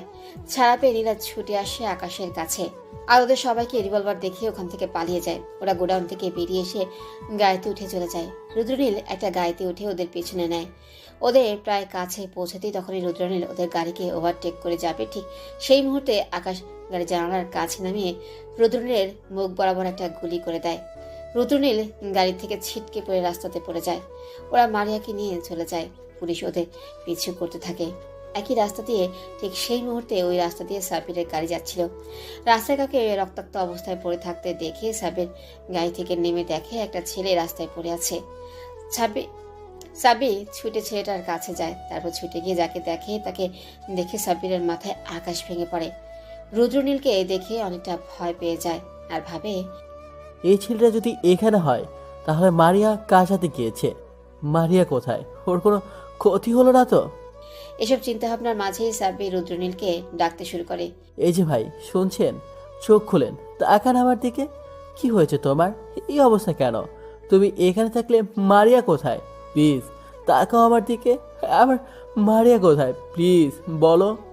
সাব্বির কথাটা বলে রুদ্রনীলের গালে আলতো করে থাপ্পড় দিয়ে ওকে ওঠানোর চেষ্টা করলো। রুদ্রনীল অনেক কষ্টে চোখ খুলে সাব্বিরকে দেখে একটা স্বস্তির নিঃশ্বাস ফেলে। হাসার চেষ্টা করলো আর বলল, বাবা, ভাইয়া আপনি এসেছেন, মারিয়াকে বাঁচান, ওরা মারিয়াকে মেরে ফেলবে। রুদ্রনীলের কথা শুনে সাব্বির অস্থির হয়ে পড়ে। জিজ্ঞেস করে, মেরে ফেলে মানে? কে? কোথায়? কারা নিয়ে গেছে মারিয়াকে? ও তো তোমার কাছে চলে এসেছিল। মারিয়া আর তুমি না একে অপরকে ভালোবাসো? তাহলে কে নিয়ে গেল মারিয়াকে? কে ওর ক্ষতি করতে চায়? সাব্বিরের কথা শুনে রুদ্রনীল বুঝতে পারে মারিয়া আর সাব্বিরের মধ্যে অনেক ভুল বোঝাবুঝি হয়েছে ওকে নিয়ে। তাইও অনেক কষ্টে শুরু থেকে শেষ পর্যন্ত সবই সাব্বিরকে বলল। সাব্বির বুঝতে পারলে রুদ্রনীল আর মারিয়ার বন্ধুত্ব হয়েছিল, আরও কিভাবে মারিয়াকে এত দিন আগলে রেখেছিল। তারপর আকাশ আর নীলার সেদিন রেস্টুরেন্টের সমস্ত ঘটনাটাও সাব্বিরকে বলল। সব শুনে সাব্বির যেন পাথর হয়ে গেছে। ও নিজের অজান্তেই কত বড় ভুল করেছে সেটা এখন বুঝতে পারছে। ও কখনো নিজেকে ক্ষমা করতেই পারবে না। সাব্বিরকে এসব এক মনে ভাবতে দেখে রুদ্রনীল বলল, ভাইয়া, ভুল বুঝাবুঝির সমাধান পরেও করা যাবে, আপনি প্লিজ এখন মারিয়াকে বাঁচান, না হলে ওরা মারিয়াকে মেরে ফেলবে। কিছু একটা হয়ে যাওয়ার আগে মারিয়াকে বাঁচান। আমার হাতে সময় খুবই কম, আমি ফ্রেন্ড হয়ে মারিয়াকে বাঁচাতে পারলাম না। রুদ্রনীলের কথা শুনে সাব্বির বলল, না ভাই, তোমার কিছু হবে না। আমি তোমার কিচ্ছু হতে দেব না। তোমাকে আমি এখনই হসপিটালে নিয়ে যাব। না ভাইয়া, আমার হাতে সময় নেই, আপনি মারিয়াকে বাঁচান। আমার কোনো বোন নেই, তাই মারিয়াকে আমি বোনের মতো ভালোবাসি। ভাইয়া, আমি মারা গেলে কিচ্ছু হবে না, কারণ আমি একটা এতিম। আমি মারিয়াকে মিথ্যে বলেছিলাম, কারণ আমি করুণা চাই না। আপনি মারিয়াকে বাঁচান। আমি কথাটা বলি রুদ্রনীল একটা দীর্ঘ নিঃশ্বাস ফেল। রুদ্রনীল আর কথা বলছে না। সাব্বির রুদ্রনীলের পালস চেক করতেই বুঝতে পারলো ও আর বেঁচে নেই। সাব্বির কান্না করে দিল। সাব্বির রুদ্রনীলকে সাব্বির রুদ্রনীলকে ধরে কান্না করে দিল। সাব্বির হঠাৎই মারিয়ার কথা মনে হলে ও ছুটে গাড়ি নিয়ে বেরিয়ে পড়ল। সাব্বির ফুল স্পিডে গাড়ি চালাতে লাগলো। বেশ কিছুক্ষণের ভেতরে সাব্বির ওদের গাড়ির পিছু করতে পারলো। কিন্তু ততক্ষণে হয়তো সাব্বির আর মারিয়ার ভাগ্যে অন্য কিছু লেখা ছিল। সাব্বির ওদের গাড়ির কাছে এসে পৌঁছাতে পুলিশের গাড়ি ওদের ওভারটেক করতে গেল, কিন্তু পাহাড়ের সরু রাস্তা হওয়াতে সাব্বিরদের গাড়ি রাস্তা না পেয়ে যেতে ব্যর্থ হলো। গাড়িটা ফুল স্পিডে আসার ফলে ব্রেক করে উঠতে পারলো না, যার জন্য গাড়িটা পাশের খাদে পড়ে গেল। সাথে সাথে গাড়িটা ব্লাস্ট হয়ে আগুনে পুড়ে ছাই হয়ে যেতে লাগলো। সাব্বির গাড়ি থেকে নেমে মারিয়া বলে চিৎকার দিয়ে উঠল। মারিয়া! 5 বছর পর। সাব্বির, আর কতদিন এভাবে থাকবি? দিন দিন নিজের কি হাল করছিস, একবারও কি সেটা দেখেছিস? মারিয়া এখন নেই, তুই আর একটা বিয়ে করে নে বাবা। আমাদের কি ইচ্ছা করে না নাতি নাতনির মুখ দেখতে? তুই আর কতদিন এই রিপোর্টটা হাতে ধরে বসে থাকবি বলতো? সাব্বির, আমি কিছু বলছি, তুই কি আমার কথা শুনছিস না? নিজের জন্য না হলে আমার আর তোর আব্বুর জন্য তো জীবনটা নতুন করে শুরু করতে পারিস। কারোর জন্য কারো জীবন থেমে থাকে না। আম্মু একভাবে কথাগুলো বলেই যাচ্ছে, কিন্তু সাব্বির সেদিকে কোনো খেয়াল নেই। সাব্বির এক দৃষ্টিতে ওর হাতে থাকা রিপোর্টার দিকে তাকিয়ে আছে। আম্মু রুমের লাইটটা অন করে সাব্বিরকে আবারও ডাকতে যাবে, তখনই সাব্বির বলল, আম্মু, আমাদের বেবিটা আজ কত বড় হয়ে যেত, তাই না? কত আবদার করতো আমার কাছে। ওকে এখন স্কুলে ভর্তি করাতে হতো। ওর ওই আধো আধো কণ্ঠে যখন আমাকে আপু বলে ডাকতো, ও ছোট হাতে আমার গালে যখন হাত দিত, তখন আমি পৃথিবীর সবচেয়ে বেশি সুখী মানুষ হতাম। কিন্তু কোথায় গেল আম্মু? মারিয়া আমার জীবন থেকে সব সুখ হারিয়ে গেছে আম্মু। আমার একটা ভুলের শাস্তি ও আমাকে এভাবে দিল। আমি কিছুদিন ওর থেকে দূরে সরে গিয়েছিলাম, ও না হয় একটু খোঁজ নেয়নি, তাই বলে আমাকে ছেড়ে চলে যাবে? ওর কি একটু মায়া হলো না আমার জন্য আম্মু? মারিয়া কি করে পারলো আমার জীবন থেকে সব সুখ কেড়ে নিতে, আমাদের বেবিটাকে নিয়ে আমাকে একা করে চলে যেতে? আম্মু, আমি ওকে ছাড়া, প্লিজ আম্মু, আমার মারিয়াকে এনে দাও, আমার পিছিটাকে এনে দাও। সাব্বির কান্না করতে করতে বলল কথাগুলো। আপনারা কিছু বুঝতে পারলেন না তো? তাহলে আপনাদের সবটা বুঝিয়ে বলি। আসলে সাব্বির সেদিন বাসা থেকে চলে যাওয়ার পর মারিয়া অসুস্থ হয়ে পড়েছিল। ওর জ্বরটা কিছুতেই ভালো হচ্ছিল না। 2 মাস ও জ্বরে পড়েছিল, তাই আম্মুকে হসপিটালে নিয়ে গিয়েছিল। ডক্টর মারিয়াকে কিছু টেস্ট করাতে বলল। টেস্টগুলো করোনা হলে রিপোর্ট দিতে দেরি হবে বলল। আর সেদিন মারিয়াকে নিয়ে যে গাড়িটা ব্লাস্ট হয়ে গিয়েছিল, সেখান থেকে আর কাউকে জীবিত অবস্থায় পাওয়া যায়নি। মারিয়া মারা যাওয়ার কিছুদিন পরেই ডক্টর রিপোর্টসগুলো বাসায় পাঠিয়ে দেয়। রিপোর্টগুলো হাতে নিয়ে সাব্বির যেটা দেখে সেটা দেখে ওর চোখে আপনা আপনি জল চলে আসছিল। রিপোর্টটাতে মারিয়া প্রেগনেন্ট ছিল। তারপর থেকে সাব্বির সবসময় ওই রিপোর্টটা হাতে নিয়ে রুমে বসে কান্না করে। আম্মু সাব্বিরকে অনেকবার আবার বিয়ে করে নিতে বলল, কিন্তু সাব্বির সেই 5 বছর আগে স্মৃতিগুলো আঁকড়ে ধরে পড়ে আছে। সাব্বির, আব্বু এভাবে কান্না করে না। এই আম্মুটার কথা তো ভাবো, তোমাকে এভাবে দেখলে আমাদেরও যে খুব কষ্ট হয়। সাব্বির ওর আম্মুর কথা শুনে কান্নাটা বন্ধ করে দিল। সাব্বিরের নাম্বারে একটা কল আসলো। ফোনটা রিসিভ করতে ও পাশের কথাগুলো শুনে সাব্বির অনেকটা চিন্তিত হয়ে পড়ল। সাব্বির ফোনের অপর পাশের ব্যক্তিকে বলল, ওকে, আমার ফ্লাইট কনফার্ম করো, আমি আসছি। সাব্বিরের কথা শুনে আম্মু চিন্তিত সুরে জিজ্ঞাসা করলো, কি হয়েছে আব্বু? হিতারিতে আমাদের যে কোম্পানিটা আছে, ওখানে কিছু একটা প্রোডাক্টের সমস্যা হয়েছে। আমাকে ওখানে কিছুদিনের জন্য যেতে হবে আম্মু। এখনই বেরোবি? হ্যাঁ আম্মু, আমাকে বেরোতে হবে। আচ্ছা, সাবধানে যাস। সাব্বির বেরিয়ে এয়ারপোর্টে চলে আসলো। তারপর বেশ কয়েক ঘন্টার জার্নি শেষে ইতালিতে পৌঁছাতেই রাত হয়ে গেছে। তাই সে গেস্ট হাউসে চলে আসে। পরদিন অফিসে গিয়ে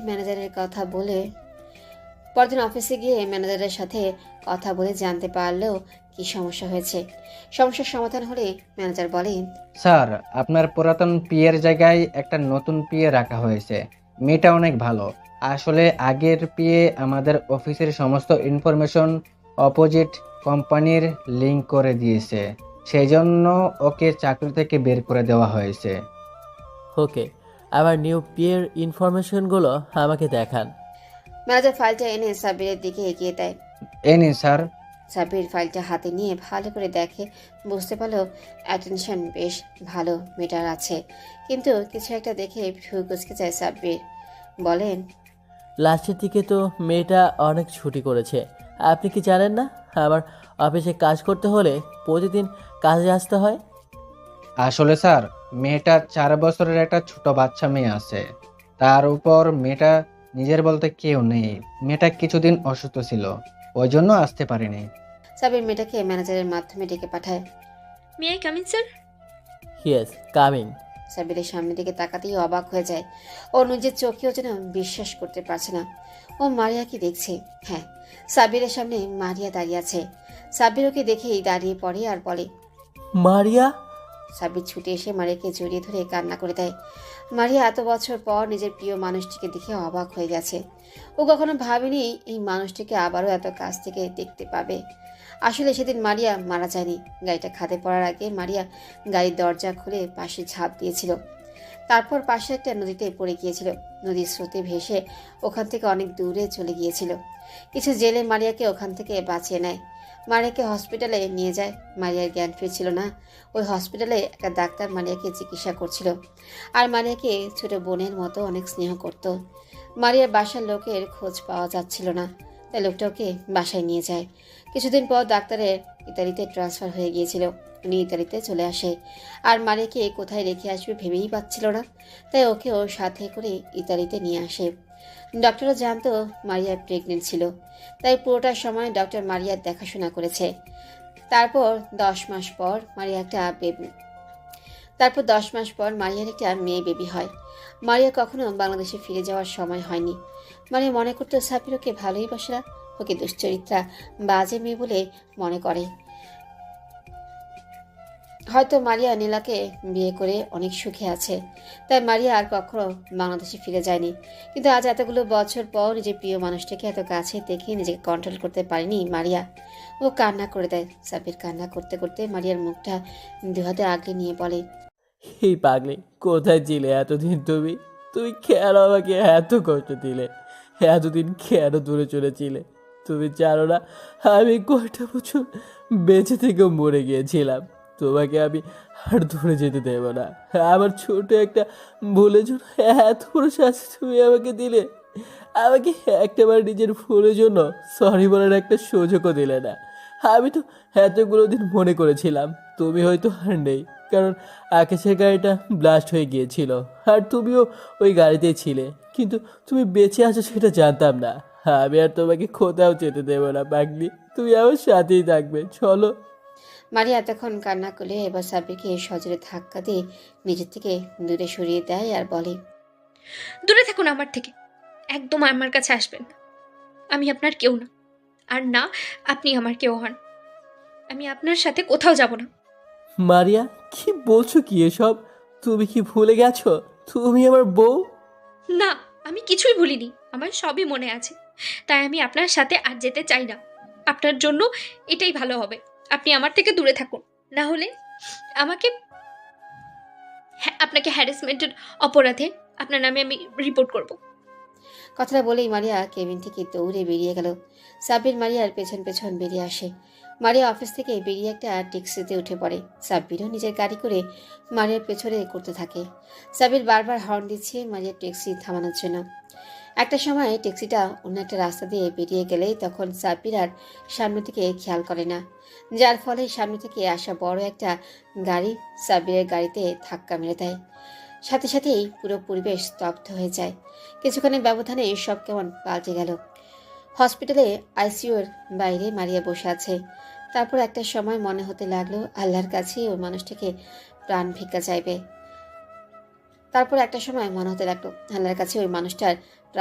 চাইবে। মারিয়া অজু করে 2 রাকাত নফল নামাজ আদায় করে নেয়। তারপর মোনাজাতে সাব্বিরের জন্য কান্নাকাটি করে। মারিয়া কান্নাকাটি করছিল, ঠিক তখন একটা নার্স এসে বলে অপারেশন সাকসেসফুল হয়েছে। একটু পর সাব্বিরকে ক্যাবিনে শিফট করা হবে, তখন মারিয়া দেখা করতে পারবে। মারিয়া ছুটে সাব্বিরের ক্যাবিনের সামনে যায়। তারপর বেশ কিছুক্ষণ পর সাব্বিরকে ক্যাবিনে শিফট করা হলে মারিয়া ভেতরে আসে। সাব্বিরের এখনো জ্ঞান ফেরেনি। মারিয়া সাব্বিরের কাছে গিয়ে ওর একটা হাত জড়িয়ে ধরে কান্না করে আর বলে, সাব্বির, এই আপনি একবার চোখ খুলে দেখেন, আমি আপনার কাছে চলে এসেছি। আমি আপনাকে ছেড়ে কোথাও যাব না। আপনি বললেন না আমাকে কোথাও নিয়ে যাবেন, আমি আপনার সাথে সেখানেই যেতে যাচ্ছি। তাও তাকান আমার দিকে, আমি আপনাকে বড্ড বেশি ভালোবাসি। আপনার কি বোঝেন না আমাকে ছাড়া? আপনাকে ছাড়া আমার কতটা কষ্ট হচ্ছে, কেন এভাবে আমাকে ছেড়ে চলে যাচ্ছিলেন? রুদ্র, একবার চোখ খুলে তাকান। মারিয়া সারাটা দিন কান্নাকাটি করলো। সেদিন আর সাব্বিরের জ্ঞান ফিরল না। পরদিন দুপুরের দিকে মারিয়া খেয়াল করে সাব্বির আস্তে আস্তে চোখ খুলছে। সাব্বিরকে তাকাতে দেখে মারিয়া অস্থির হয়ে বলতে শুরু করে, এই আপনি ঠিক আছেন?